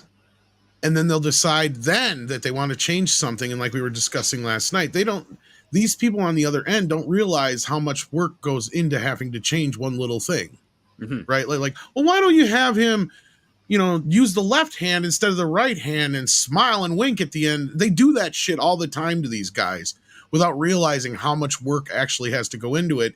And that's where they're not getting paid right, because they'll do the bid for these jobs, and then buried in the contracts is usually any revisions that need to be taken care of. But what they need to do is start making sure these revisions, like you just said, on inside have it, like you have to check the dailies by this date and such a date, and any changes have to be in by this date, because otherwise this kind of shit's going to keep happening. Because that's what we're hearing constantly, especially from guys like Feige, is where they'll decide, Victoria Alonso, I guess, was the one who was the main culprit of this, but where they'll basically come in at the last minute with an idea, and then they have to change an entire animated sequence with less than 3 weeks to go before the show comes out. Yeah, like that seems irresponsible, because in the older days, especially when it came to post effects, you'd get, if you're doing like not in-camera effects, but you're doing like digital effects, you'd get kind of like a framework model, like or an animatic of sorts that would be put in place of what it's done, and from there, that's where you do the changes, that's where you do the details, and then they go and they start refining it, and every new refinement, new render, they send back out to the producer, director, and so forth, and they just make slightly subtle adjustments to get it right, perfect for when it goes to the final product. The rumors that I have heard, especially when it comes to Victoria Alonso, is that when she was given her promotion, her ceremonious promotion, she took over what all the other producers were doing anyways, and she was just responsible for doing it on all the productions.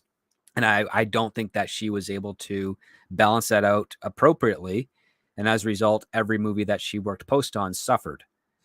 Yeah. And because it's one person doing all those things, and then because they have their own again, when you make someone that's a producer in charge of post-production, you've essentially just lost the narrative structure of your film, because they can change and rewrite and reshoot and recomposite anything that you made as a filmmaker, as a writer, as an initial producer. And there's nothing you can do, because the producer is usually in charge of pre-production, production, and post-production. But now you've got put in this extra position of where they're now second fiddle to the producer in charge of post-production for live action feature, live action television and animation. It was doomed to fail. That's why I thought that when she was promoted, they made up a job for her, most likely to kind of get rid of her. Yeah. And Tom, thank you so much, Valentine's too. He says Tom Howard Scott Warshaw worked on each. I knew it was a W name. Thank you for that. And then, yeah, is it quicker to reshoot or redo a digital effect? Much quicker to reshoot. Reshoot it's done in a day because you just do it, right? Yeah, it's all the time is in the process of setting shit up. Once you do it, it's done. Doing a digital effect takes weeks and in layers and so many different people to do it. It's not something easy to do. Force the Light Entertainment, we already got this one before, but we're going to say it again. I second Chris. Go see Sound of Freedom, powerful movie. Thank you so much again for that, Force of Light, aka Michelle in the chat. Mr. Tickle Trunk says, Tess, go see Sound of Freedom, please do. 6 says Sound of Freedom. She got it in there. Deleted Scene says Sound of Freedom. Thank you so much. Mexican Iron Man says Sound of Freedom test. Yes, indeed. Kitty Bear says Sound of Freedom, a must see. Mr. Tickle Trunk says, go see Sound of Freedom. If you guys haven't checked it out yet, go see Sound of Freedom. Sean Carter, who's been a member for 21 months, says, if it were called The Sound of Groomers, they'd probably boost it. Oh, yeah. No kidding. And that was kind of the point of my joke earlier. It's like, of course, Disney would sit on a movie for 5 years about ending a child trafficking ring. You know, Nadira sends us a super sticker. Let me see what it was here. What was it, 6? It's a booty. Oh, it's a peach. Yeah. When you send booty shake. Cryam says, I second Chris. Go see Sound of Freedom. Powerful movie. There you go. And thank you everybody who helped to test that. We really, it's just weird. And she tried it and it wouldn't go through. And then she's in, I'm not gonna say where she's at, but okay, I see where she said. But yeah, no, like it's just weird. It is weird. Yeah. Anyway, a bit of shameless promo, but I've got a new record out on my page, says Pete Duncat. It's going to change rock history, perhaps. Cool. Well, interesting. I wrote a couple new songs lately. Andre did not seem too impressed with my last one. I like the first one. He didn't like the midget one. Yeah, the falling up the stairs, that was absolutely brilliant. Oh, that's 2 songs that's ago. That's an earworm. That one got stuck. Yeah, but no, that was fantastic. So, like, I cannot compliment that one enough. That was a piece. Well, of course, that's the single. Yeah. Duh. Yeah. So let's just say that I do love that one. I actually ran into, I usually have the opposite of this, but it was kind of funny because, I normally run into somebody and I'll say something or somebody will say something that'll lead to somebody saying something about Brandon, right? And the person will like get pissy because they're obviously a Democrat. Well, today I actually ran into somebody who happened to be a Trump supporter. So it's kind of refreshing because I don't even remember because she was griping about the price because I was standing in line at the pharmacy and she was griping about the price of the medications and blaming it on Biden. And I said, oh yeah, tell me about it. Go Brandon, go. So yeah, it was kind of refreshing to not have the other kind of conversations I usually have to have. But Valentine's Tube sends in $2 and says, 6, I apologize. Script, I apologize. I'll leave. Why are you leaving? Don't leave. I don't get it. I don't know why, but don't leave. Thank you, but okay. So Valentine, clearly, no offense was taken on stage. Yeah, I was gonna say I don't think anybody was offended by anything. Nope, not at all. Mm-hmm. We got Lily Von Stoop in the house, and they're very tired. Sound of Freedom, go see it. That's how Lily Von Stoop would say it. Maverick Christian says Sound of Freedom was blocked for me. Holy crap. So somebody else had an issue. Okay. See? So it's selective. It's weird. Tennille says, I'm in LA. Presently, I'm walking down the street and they're removing an Indy 5 billboard. Oh, yeah. So this supports what Pro and those guys were reporting, that they cut the marketing budget on Indy 5. or they pulled back on it. Pulled Yeah. it, yeah. On Sepulveda. Sepulveda. I think that's by Van Nuys. I can't speak today. It's been major street here. 3.5 years since I've been to LA. Kind of an ill omen for them. Yeah, especially considering I'm sure it was meant to stay up for at least a few weeks. I want to search that. I haven't been to LA in a while. Where is that? Gaming Angels. That's by Reseda, Van Nuys, Panorama City. Okay, that's actually not a bad spot for a billboard. Yeah, they're taking one down there. Oof. I mean, it's pretty far north of Maine, Los Angeles, but that's a good community to market to. Well, they're probably cutting all above the line fucking marketing right now. Yeah. So anything that's not like print ads and radio ads. There's no point in pushing the movie at this point. I mean, it's dead.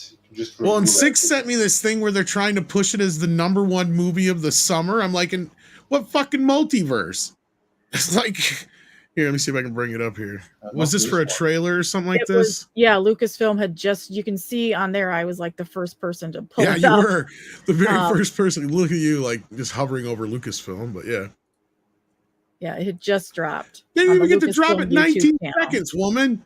Jeez. Well, hey, if I get notifications when I see Lucasfilm post something, I jump on that. You would tell me about it. You're just like 19 seconds. I would love you for it. You literally are the first view for this. That's what he said. That's what she said. Yeah. So there you go. Summer's #1 movie. In what fucking universe? How the hell did they arrive at that conclusion? What's the caveat? Is it #1 Indiana Jones summer movie? Yeah, I guess so. And then I don't get it. But Gaming Angel says, I feel like you guys missed my $20 super chat, my first for your channel too. Oh, I'm sorry about that. We did get to it. Sometimes it takes a while to get it. We did read it a little bit ago. I do remember reading it. Mr. Tickle Trunk and I talked to him in chat, and we were like kind of typing at the same time. So sorry about that. Sometimes it takes a while to get to these, but we do our best to get to them as soon as possible. You can always at me in chat, just at 6, capital SIX, and I'll be happy to help you out with any questions or. Absolutely. And then Tennille says, saying "ow" in Aramaic sound accounts as method acting. Does it? Okay. Well, having someone hit you. You got to understand what that man went through for that movie, though. Yeah, he did go through a lot. He basically went through what Christ went through. He did almost die. He actually technically did die once. He got struck by lightning. I think he had cardiac arrest at one point for being on the cross too long. A lot of the lashings and beatings and stuff that he was getting were like real in some of those scenes, like which they shouldn't have been. That was there's a controversy with regards to what they were using. Especially also for the cross itself. It was supposed to be hollow, but they didn't make it hollow, and that caused a lot of problems. But that who knows who did what there. So like, yeah. But again, when you have all those practical things happening in camera, where you have a heavy weighted cross, where you have people with the with lashings that are more real than they should be safe. Yeah, that's method acting at that point. That's what I was just about to say. I was going to say, do we know that it was more so Caviezel not going, no, I want the real fucking thing because he's a method actor, or was it? Might have, yeah. I mean, again, like he did not answer questions well on that press junket, and when I encountered him for briefly, it was weird. It was an uncomfortable encounter. He didn't make a good first impression. Yeah, that's what I was thinking. That's where I was like, I don't want to go throwing anybody under the bus if he's the one who's like, no, I want the real fucking thing. And they're like, all right. An Accident Seller also says, I went to Super Chat, go see this movie Sound of Freedom, and it was rejected. Not a member, not a mod. So I don't know what the deal is. I don't know if maybe it's a specific internet provider, perhaps. Or maybe it depends on if you're using Google Pay or not. How many of you guys are on doing it from mobile device? That's another thing I was curious about too, is the way you're doing it. Yeah. I sent mine from my phone. Yeah. It went through. So. But like if you use like Google Chrome or Google Pay or something like that, maybe it won't go through perhaps because they have more control over it. I don't know. I don't know the exact method of it. So, but there's clearly something up. It's not isolated. So Mecha J says, do you guys expect bigger controversy for the upcoming Passion of the Christ sequel that Mel and Jim are doing? Have they gotten anywhere with it yet? I keep hearing about it, but I don't know. I think it's about the resurrection. Yeah, but I don't know how far along they are. Is what I was getting at. I think yeah. they still need to secure financing for it, and it's really hard for them to do right now with the WGA strike. So we'll have to wait and see. I know they've been talking about it for so long. They wait too much longer. Everybody's going to be way too old to do it. Tennille says, "Sorry, Tom. There's a casino there now, so you can have your waistline returned." You can't. I can't, but I need to gamble now. Now I got a gambling addiction on top of it all. Action.com says, "Did Olivia Wilde frame Shia LaBeouf?" I don't know. I don't know the entire story behind that whole thing. I know bits and pieces of it. Wasn't it Megan Fox that had some complaints about him too? She did, but this is to do is like one of the more recent reasons why he was canceled. There was some argument over his behavior during, I guess, rehearsal, wasn't it? And then there was some text exchanges, and then Olivia Wilde, I think, threw Shia under the bus for something. And then who was it? I'm trying to remember. And some other star came up and defended him, and it became this big argument and thing. And then he was like kicked. He was fired from the movie. And I guess they went and had to reshoot all his stuff or whatever. I can't remember now, or if they just worked around it. I don't know all the specifics, but I do remember it was this big back and forth thing between the director, Shia, another actress, and then another person stood up for Shia. And it was just, it all sounded very strange. And I couldn't really kind of pinpoint it all. I'd have to go back and dig into it. Something that happened like months ago, actually probably a year ago now. It was a while ago. But anyway, sorry I don't remember it all offhand, Action.com. Oh, we got Michelle here. Hi. Hello, everyone. Hey, greetings. Glad to have you. Yeah, I just got back from the gym. That's why I could just now join. Of course. I'm dressed. No problem. And then you can come on and say it yourself. So you go see Sound of Freedom. Yes, yeah, go see Sound of Freedom. Yeah, it's weird. I heard you guys saying like different things. I tried it 4 times on my phone. I've never had this issue. Then I tried it one time actually on my computer, and then it didn't go through till I did what you recommended, Tom. That's weird. It was weird. And we've been getting a few other people saying they've been having the same problem, but some other people haven't. So I am not quite sure what the real reasoning behind it is, or why some people can and some people can't. But clearly, you're not alone. So yeah. Yeah. We don't have an answer, but yeah. Chuck Henry has been a member for 9 months. We do know that. And I like that name, Chuck Henry. It sounds like a very manly name. Chuck Henry.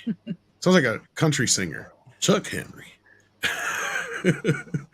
Pino Shay's helicopter tour says DEI officer can be anyone. Communist, yes, person. Yeah.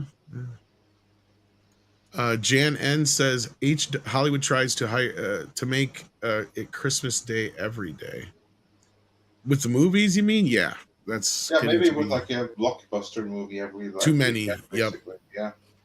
I mean, and that's where the only time when I think Bob would say, "Oh, that we've kind of oversaturated this thing" when it came to Star Wars.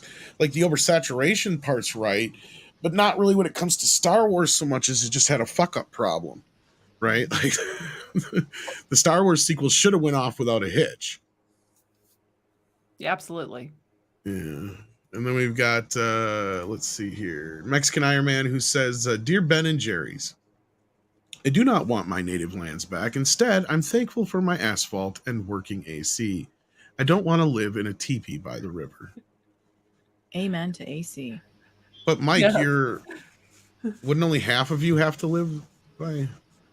Wait. I'll take Mike's word for it. And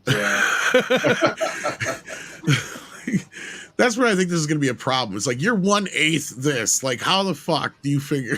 Like, anyway, Wolverine Snick has been a member for 20 months. Thank you so much. Robo Irk says, first day of summer, maybe June 21st. That's usually the actual traditional first day of summer. Yes. Any news on Resurrection starting production? Says Mr. Reborn. Resurrection. That would be the sequel to Passion. Yeah. Oh, yeah. Yeah, again, I've not heard anything new on it. There's no movement on it yet. Yeah, I kind of, because I just listened to Jim Caviezel just did a interview with Jordan Peterson, and I kind of took it from what he said that, I mean, maybe I misread this. I took it that the sequel to Sound of Freedom would be in the works before this. I could see that. Not only that, Mel would be. Yeah, and Mel's supposed to be working on Lethal Weapon 5. Okay. Mel's got like 6 projects back to back. Yeah. Right now. I know Mel. I mean, I remember hearing about this like 3 or 4 years ago. So I think he's been working on the script for quite a while. Resurrection's been in the works for a long time. Okay. I know Yeah. the sequel for Sound was written when they were just shopping it around for distribution. And that would have been 2019, I think, memory serves. It was quite a while ago. But yeah, I part of me suspects that we probably won't hear anything on Resurrection until like the 20th anniversary of Passion. It's been almost that long. Yeah, and I know your reaction here, Tree Rock, but the only reason I'm kind of curious about this is that Richard Donner actually started this project. And yeah, and also Mel studied under Richard Donner how to be the I was just going to say, director. and Gibson took it on after Donner supposedly said, if anything happens to me, you take over, kind of thing. So, yeah. So that's the only reason I'm kind of like, well, maybe there's something to it. STR Red Wolf says, $2 see Sound of Freedom test. Thank you so much to STR Red Wolf. And then Fletcher Williams also sent in a $1.99 Sound of Freedom test. Thank you so much. Valentine's Tube says, The Chosen is quite good. Sound of Freedom. There you go. I heartily endorsed The Chosen. Oh, yeah? Yeah. Malachi D. Wildman says, go see Sound of Freedom works. The other way does not. So you're somebody who had the problem. Okay. See? So it looks like if you're mods and members, you can do it. And if you're just regular channel viewers, which thank you for swinging by, you're being restricted. So that seems to be the pattern. Somebody who wasn't a mod or a member who sent, and it went through. So that's what I'm wondering. Yeah, were they US based or were they somewhere else? I think it might be local. Yeah, like if you're US based, or it may even be state level, because like each state has different legislation. That's what I'm wondering. That's what I was saying. State level, like for instance, if you're in LA, you can't say it. If you're in Florida, you can. But maybe it's internet based, because it would not make sense in the state that I'm in that I would be censored from that movie. That's what I wonder. I wonder if it's whoever the provider is. That's also possible that the different providers have different. Like there's so many different. Like because Google has their own shit. That's what I'm saying. Like it was Accident Seller, who is from Norway. There you go. There's not a member or mod, and his went through. Yeah, he's out of the US. US. Of course, from Norway it would go through, because for all the problems we have, censorship as a general thing ain't among them. Piers Taylor sends in 5 Australian from the land down under. Says KR Nut said I'm broke or I'd send a super chat. Here's $5 for him. Well, thank you, Piers Taylor. That was kind. That was kind of you. I don't know what KR Nut wants to say, but yeah, thank you, Knut. I'll just say that anyway. Darren Hughes says, Hail Midnight's Edge, great late panel. The Sound of Freedom blocking may be to reduce the number of posts by people, not entirely eliminate all the Sound of Freedom posts. P.S. Love The Chosen. Well, I think, and I'll tell you what is, I don't think it's so much as a deal of they're trying to block it because of the subject matter, although I'm sure that doesn't help. But I believe it's because of how this movie is being done, that if anybody in Hollywood is having any kind of say on it, they're trying to knock down any and all of its ability to be advertised. Because that's the one thing that keeps the one big difference between independent films and Hollywood is plugged into the advertising model, right? Like all they do is just push the button and it goes. You've got television, radio, all this stuff all lined up. They all work money for it. Yeah, exactly. They got the money for it.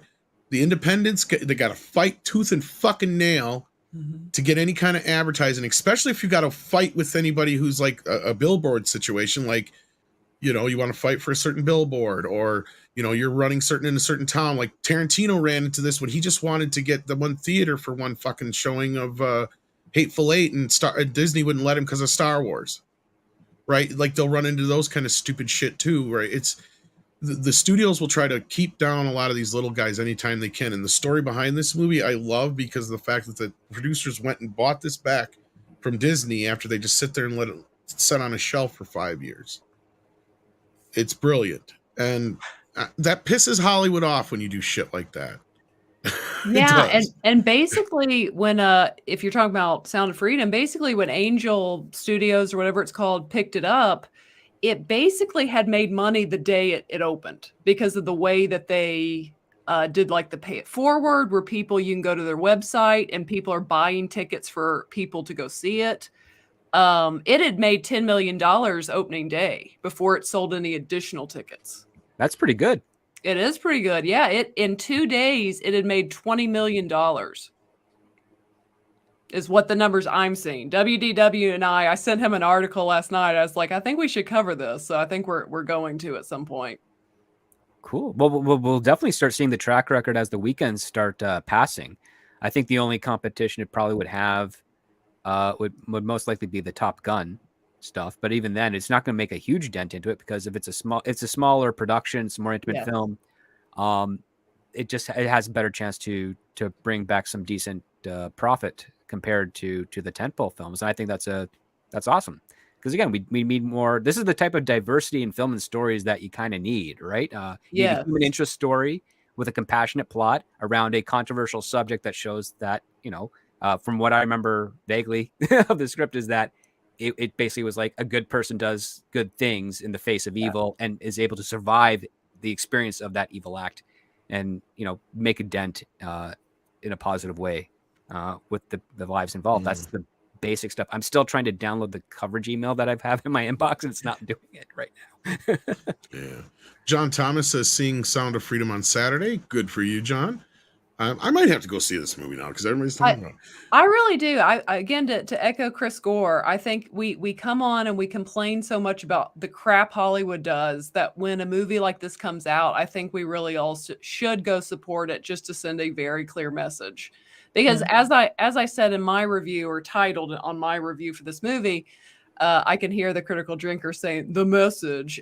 We get so much of their message that this is a message that literally everyone can get behind unless you're truly a horrible person that falls into the people in the movie he's dealing with. So I definitely recommend it. It's one of those like, yes, men, you might shed a tear, but like dealing with the topic you're dealing with, it's okay. Well, it's okay and again, to cry. I'm not going to say that it's ironic at all that a studio that's making movies for $300 million each is trying to suppress a movie where, people are trying to stop trafficking of people. Where who's the only other people that could afford people like that? Oh, people making $300 million movies, maybe. But anyway, Anyway, Layman. Or Laman, however you say that, sends in 129 Swedish krona and says Variety turned off the mic because Amber was booed off in Taormina festival. It's going to get worse for Amber in Aquaman 2 premiere. She's not going to be there. She was not on the press. She will not be there. As well as Jason Momoa unfollowed Amber yesterday and follows Johnny Depp. I heard about that. No, because the what he references with Taormina there, because Amber Heard, she has a new indie movie, Into the Fire, which premiered at the Taormina Festival, which I believe is in Italy somewhere. So she was there in person, and she even put out an Instagram post thanking the audience for the warm welcome, which to me sounds like PR spin for that she might have been booed. Which would not surprise me in the slightest. But either way, she should enjoy the stardom and whatever praise she may get for that movie, and the joyous welcome she got at that festival. Because I'm not so sure she's going to be invited to anything else or get a similarly warm welcome there. I mean, she only has that many acolytes following her. And 6 has got to head out here, but Accident Seller was saying, no, what I meant to say was I was blocked from sending it. I'm using PayPal. Oh. And then he goes, and then he comes in to say, before you can mention Sound of Freedom, you need to take a survey. What the fuck? What kind of survey? Yeah, what kind of survey? What are the questions? Why? Well, we hit on something here. This maybe. Yeah, no, like definitely. This is something that needs exploration. This needs more data. And thank you, 6, for your help. I know she just checked out. Yeah, thank you, 6. Yeah, this is interesting. This is very interesting. And then ActionCom says, Michelle, what do you know about Olivia Wilde trying to lie about Shia LaBeouf to promote her film? See, this is what I was talking about. Is she like threw him under the bus? Do you know anything about that? I was trying to talk about it earlier. I do. I remember when this all came out, she kind of bashed him and threw him under the bus, but then he brought receipts. Like he had literal text messages of her kind of throwing what's her name, Florence Pugh, under the bus of kind of being inexperienced and needing Shia. Florence Pugh, that's the other one who was involved. Sorry, thank you. Yes. And so I thought that whole situation was kind of funny because, yeah, she threw him under the bus. He was like, oh, yeah, and showed the receipts of her kind of not totally bashing. But I mean, if you're Florence Pugh, you wouldn't love that either. What Olivia Wilde said about her, because that whole movie was a fiasco because you had the Shia LaBeouf thing of her bashing him because they took the role. Or I think Shia says he didn't want the role after he read the script, and rightfully so, if that's what he chose from what I hear about that movie. And then, then he had the text messages that Olivia said about Florence Pugh. And then, of course, there was that huge rumor that Florence Pugh would not talk to Olivia Wilde during that whole press situation. That was just kind of an interesting situation. Thank you for that, Michelle. Yeah, because I couldn't remember all the specifics, but yeah, I remember when it happened like a year back or whatever. It was just nuts. It's like, what the hell is going on here? And they were like soft canceling him again. It's like Shia LaBeouf's already been canceled like 3 times over. It's like they're trying to throw him under the bus again here with this one. But yeah. Well, and it's almost like Olivia was wanting the heat off herself because that was around the time that Jason Sudeikis sent the that's right papers to her when she was on stage, and she had that going on. Then you had the Florence Pugh thing going on and the Shia thing. There was a lot. She was having a mini meltdown. Yeah, she was caught cheating on Jason Sudeikis earlier that year, and that's why it facilitated. Again, never trust a princess is what I can say. She married a prince, and that's gotcha. Yeah. Daryl Brewish says Sound of Freedom spelled out test didn't work for me in Arizona or on mobile network. Interesting. See, yeah, because that's the thing is these mobile networks and these internet, as I learned last week when I wasn't here on, what was it, Monday or whatever? Yeah, sometimes they're all run through the same fucking system. So if they're owned by certain people, and I know Google has their own internet. So, yeah. There are many different places where this can fail. It's going to take many more super chats to. Yes.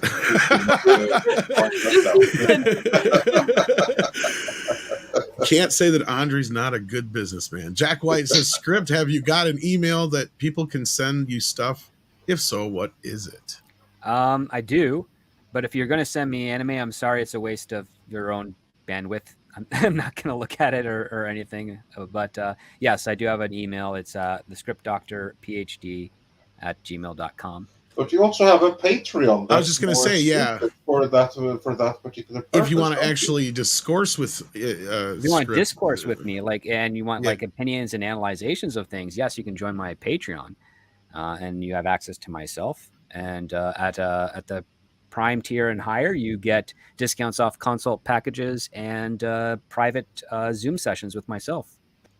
And you get to keep the recordings, and you can even share them on YouTube, and people can see your good ideas and criticize my thoughts on them if I'm being stupid or not.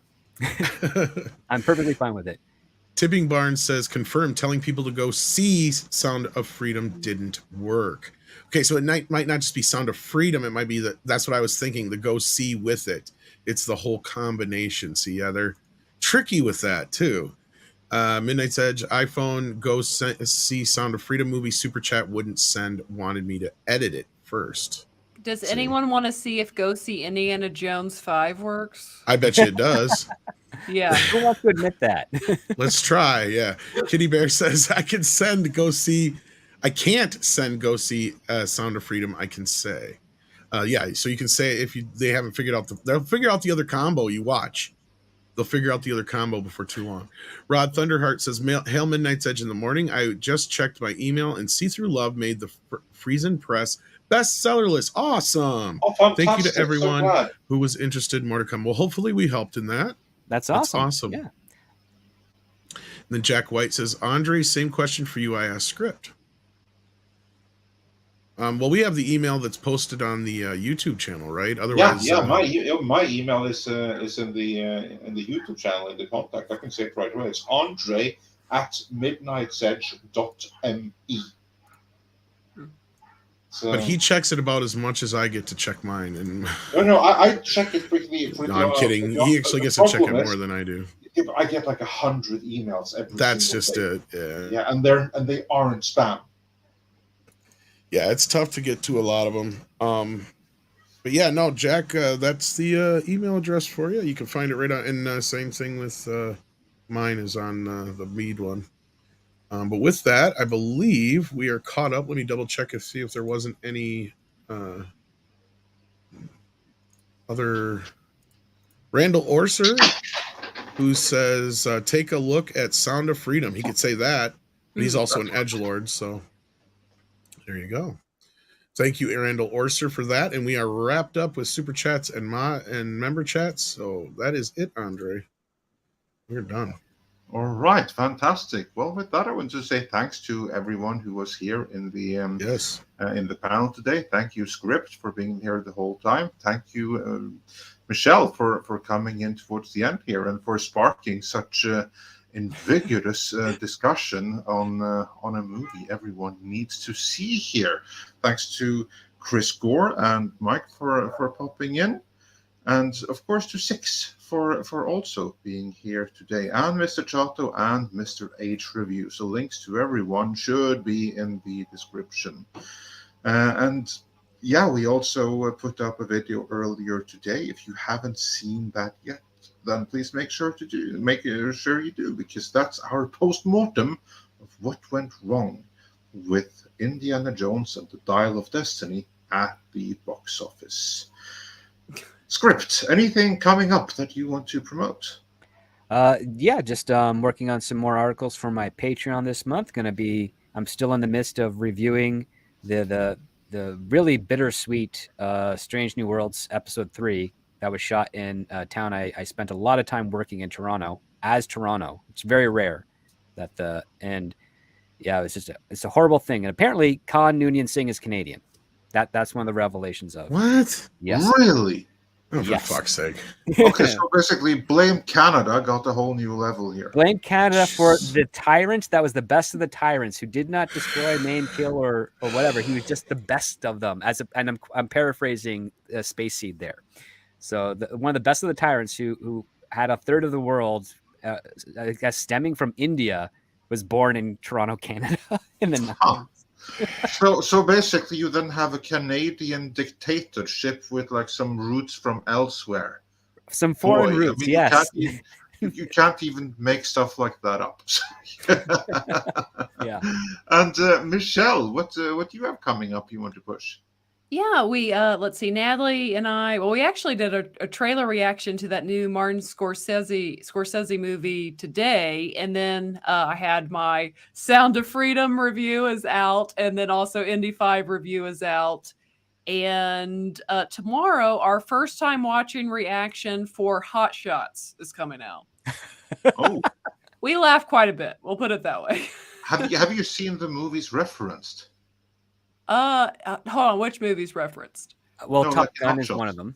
Top Gun is obviously the obvious one. Yeah. What other? Because I just saw Top Gun was so obvious of that one. What are the other ones that was kind of poking fun at? And then there's also Hot Shots Part 2, which is even better if you ask me. So, really? It's Top Gun, Apocalypse Now, A couple other war films. I think Platoon, maybe. Okay, see, I haven't seen those other two. That's why anything with that probably went over my head a little bit. It's okay. But I still laughed a lot. And it's so funny because we've been doing these, we've had a lot of success with these kind of spoof type movies, and it's sad because they don't make those anymore, and we all know why. Yeah. Oh yeah, like I've seen your Airplane and the Naked Gun ones. They're quite good, and it's also quite addictive laughter you and Natalie have when you're. They're so funny because it's like, think about it, like comedies, like I know this Jennifer Lawrence movie, I guess, is having some success, but comedies have just kind of really died with the end of the Hangover series. Yeah, pretty much. I mean, again, it comes down to the fact that sadly, all movies are made for an international, worldwide market now, and comedies have always been very specific to the language that they're being written in, and they don't like to support so much behind it. The only types of, and there's not many comedies that rely a lot on physical humor either. It's really hard to stage and do, and that's how you kind of break the language bounds. But yeah, no, the comedy is a genre that suffers because the studios want to market globally as opposed to domestically. That makes sense. But yeah, check up my sister and I out at Force of Light Entertainment. And as we started with my not being able to send, go see Sound of Freedom. Indeed, says Daniel Kruger. We got a couple of other super chats in the meanwhile here. Mr. Reborn said he tried twice, evidently without it working. And Dr. Long Dongler says for £5, I'm not saying see Sound of Freedom just so Midnight's Edge gets more money. Damn it. And someone foiled else, again. Yeah, someone else is gonna have to do this one for Hyperguide. Blame Canada. Yeah. And Olaf van Ness, he wonders exactly the same thing that I wondered. Michelle, what do you thought about Spaceballs? Now that is actually a spoof I grew up with. I love Spaceballs. Spaceballs. Spaceballs is funny. The fun thing with Spaceballs is that is literally my Star Wars. I'm serious. I didn't see Star Wars till I was 19. So you grew up watching Spaceballs first? Yes. I grew up watching Spaceballs, thinking it was like the best thing ever. And like Star Wars was always there in the background. I knew it existed. It was on VHS and stuff like that. But it was never like this thing that was talked about. None of my friends ever brought it up. There was like no pressure for me to see it. Like I knew of it. So I never actually saw the original Star Wars until the prequels came out. And then I watched them kind of like as research for the prequels. And it was only like when I first saw them the original, then like in 1999 or whatever it was, that I was like, oh, so Spaceballs is a parody. It is. It's a good one too. I miss those parodies. I miss those spoofs. But it's such a good parody that it worked completely on its own. And honestly, I thought like the Stormtroopers looked better in Spaceballs than a real thing. Tina Bibe says, test Sound of Freedom. Test. Well, you're clear where you're at. But you didn't say see Sound of Freedom. See, that's the difference. Bad News Badger says, seems like the issue is go see, insert random title. Exactly. I get blocked with whatever I add after that phrase. Okay. That's so weird. Even Indy. Okay. Okay. So why would they care? They don't want. You think they wouldn't, but I guess it's to prevent, I guess, advertising spams or something like that. I suppose. Okay. Maybe that. So for instance, if someone were to like do a test where we say go see Spaceballs, let's see what happens then. Yeah. John Thomas says, who is better, Chaplin, Buster Keaton, or Harold Lloyd? Ooh. Toss up between Chaplin and Keaton. That's where I'd go, somewhere in between there. Yeah. I'd go with Chaplin. Yeah, that's fair. Anything, Michelle, on that one? I'll go Chaplin. Chaplin. All right. Mr. Tickle Trunk says Naked Gun movies have a few references. Try them. Yep, they're pretty Pretty goofy. Yeah, we did the first one. Yeah. Randall Orster says, I could not put the full C Sound of Freedom in my member chat or this super chat. I'm in Canada using Chrome on a Mac. I think we're cracking it now. I think it's here.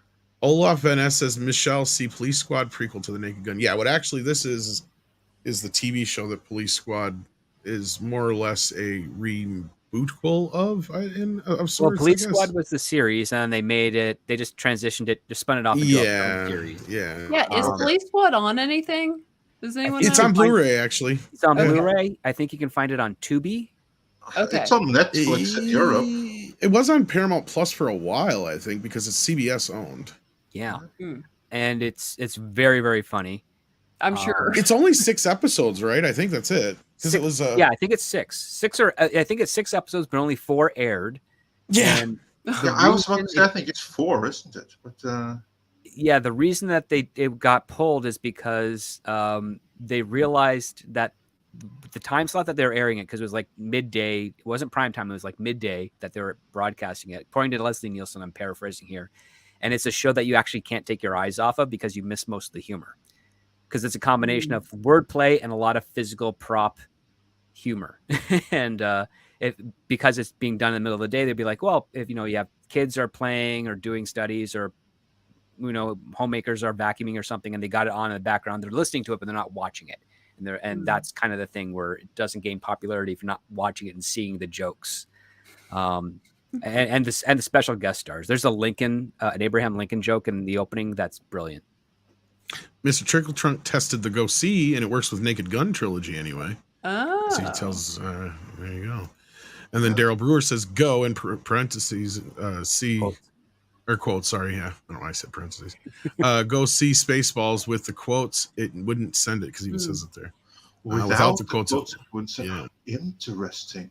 Hail Midnight's Edge and Panel says, your Muslim uncle. Andre, how about 4 short videos a month of you quickly showing your favorite Mega Drive games with a combo of 4 videos at the end of the month? We see Sega. It's funny you mentioned this, your Muslim uncle, because I was telling him he should be doing this with the comic books and stuff. Yes. Like I've been doing with my stuff over on Mead. Yeah. See, he's got a point here.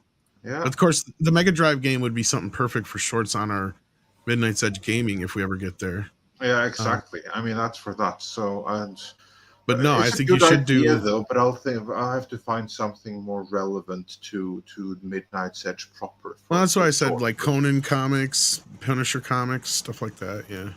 Yeah. Fletcher Williams. I could do like the custom Norwegian Conan comic book covers. Because they thought the American ones were just too sissy, so they painted the new original Norwegians one with full frontal nudity and stuff. There you go. See, well, you're gonna have to blur out the nudity for YouTube. But... Oh yeah, that's right. Yeah, we're back to square one. Well, no, it still works though. We'll work it out. Fletcher Williams says, "Vayan ver sound of freedom." I like it. Take that algorithm. Yes, indeed. And with that, we have a few more here. We've got this Tickle Trunk says, use your eyes and ears, observe Sound of Freedom. Yes, we're getting around it. Mr. Tickle Trunk then tries partake in Sound of Freedom, the movie experience. Yes. Accident Seller says, speaking about comedy, the trailer for Strays, I laughed too hard at every scene. It's about a talking dog. Yeah, I saw the trailer. I'm just like, this might be interesting, I guess. Yeah, it looks fantastic. And it's depending on how his recovery goes, it may be the last time we see or hear Jamie Foxx. So I've been hearing various reports on both ends, so I'm still not sure where he's at, but yeah. Yeah. I don't believe he's coming back until he stands up and he says, I'm back. Yeah, I know. I mean, supposedly some people have talked to him, but I don't know if they've actually talked to him or they're just talking like because they know him. But yeah. And then Action Com says Aundere of Edom Frey. So yeah, it works in Pig Latin. DC V Titan says see Sound of Freedom for the God Emperor looks like go with C is a no touch for YouTube. Okay, so go see. You can't see go and see together. Yeah. But we got some of the other ones. I don't know. Olaf Van says kick. Go ahead, Andre. I can't fucking. Yeah, well, this is Dutch. I know, but I still can't do it. A Dutch person would be better in Norwegian than I would in Dutch, but I can try.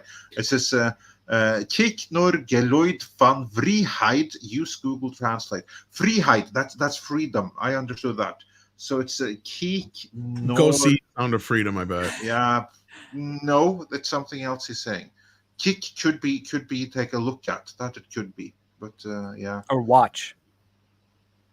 Yeah, because we have a similar version, but only we would spell it K-I-double-K instead of with a J there. I mean, that's what the Dutch do. They add in exactly. Yeah, look, go see.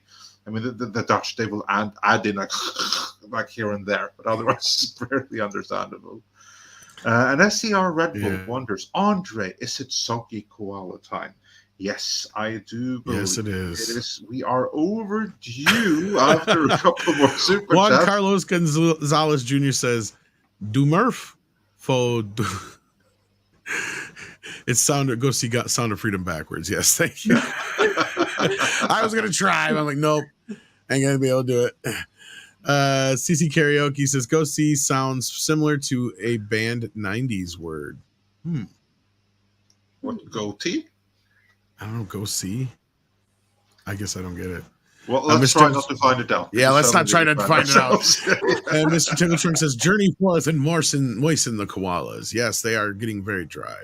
DCB Titan says, "Go see Indiana Jones 5 for Zinc and Nurgle, maybe even a touch of Slanish." Slanish? I don't know. I can't speak that. Did I say it right? Zinch and Nurgle. I don't know. I don't know. That looks like made up words to me. It does to me too. Action Comics says, "Insert flip promo here." That's right. We do need to do a flip promo and some koalas. Friends, if you're looking for real old school laughs, you're in for a treat because we've got them right here. Flip City Magazine. Remember Mad Magazine? Then it went woke? Well, don't worry. Flip City has no chance of going woke. That's right. 4 times a year, you'll get an actual printed magazine full of jokes, stories, comics, and more, all about today's pop culture, entertainment, and woke politics. Flip City takes terrible entertainment trends we love to hate with hilarious parodies of Lord of the Rings, Stranger Things, The Walking Dead, Star Trek, Hunters, and more. Trust me when I say there is nothing else like Flip City on the market. So subscribe today. It will be delivered in print, or you can even get it digitally if you're one of those wacky Zoomers. Either way, follow our link and sign up today, and if you put in midnight, you get an extra 10% off. Check out Flip City Magazine today. Yeah. And apparently what I thought was made up words are apparently some gods in Warhammer or something.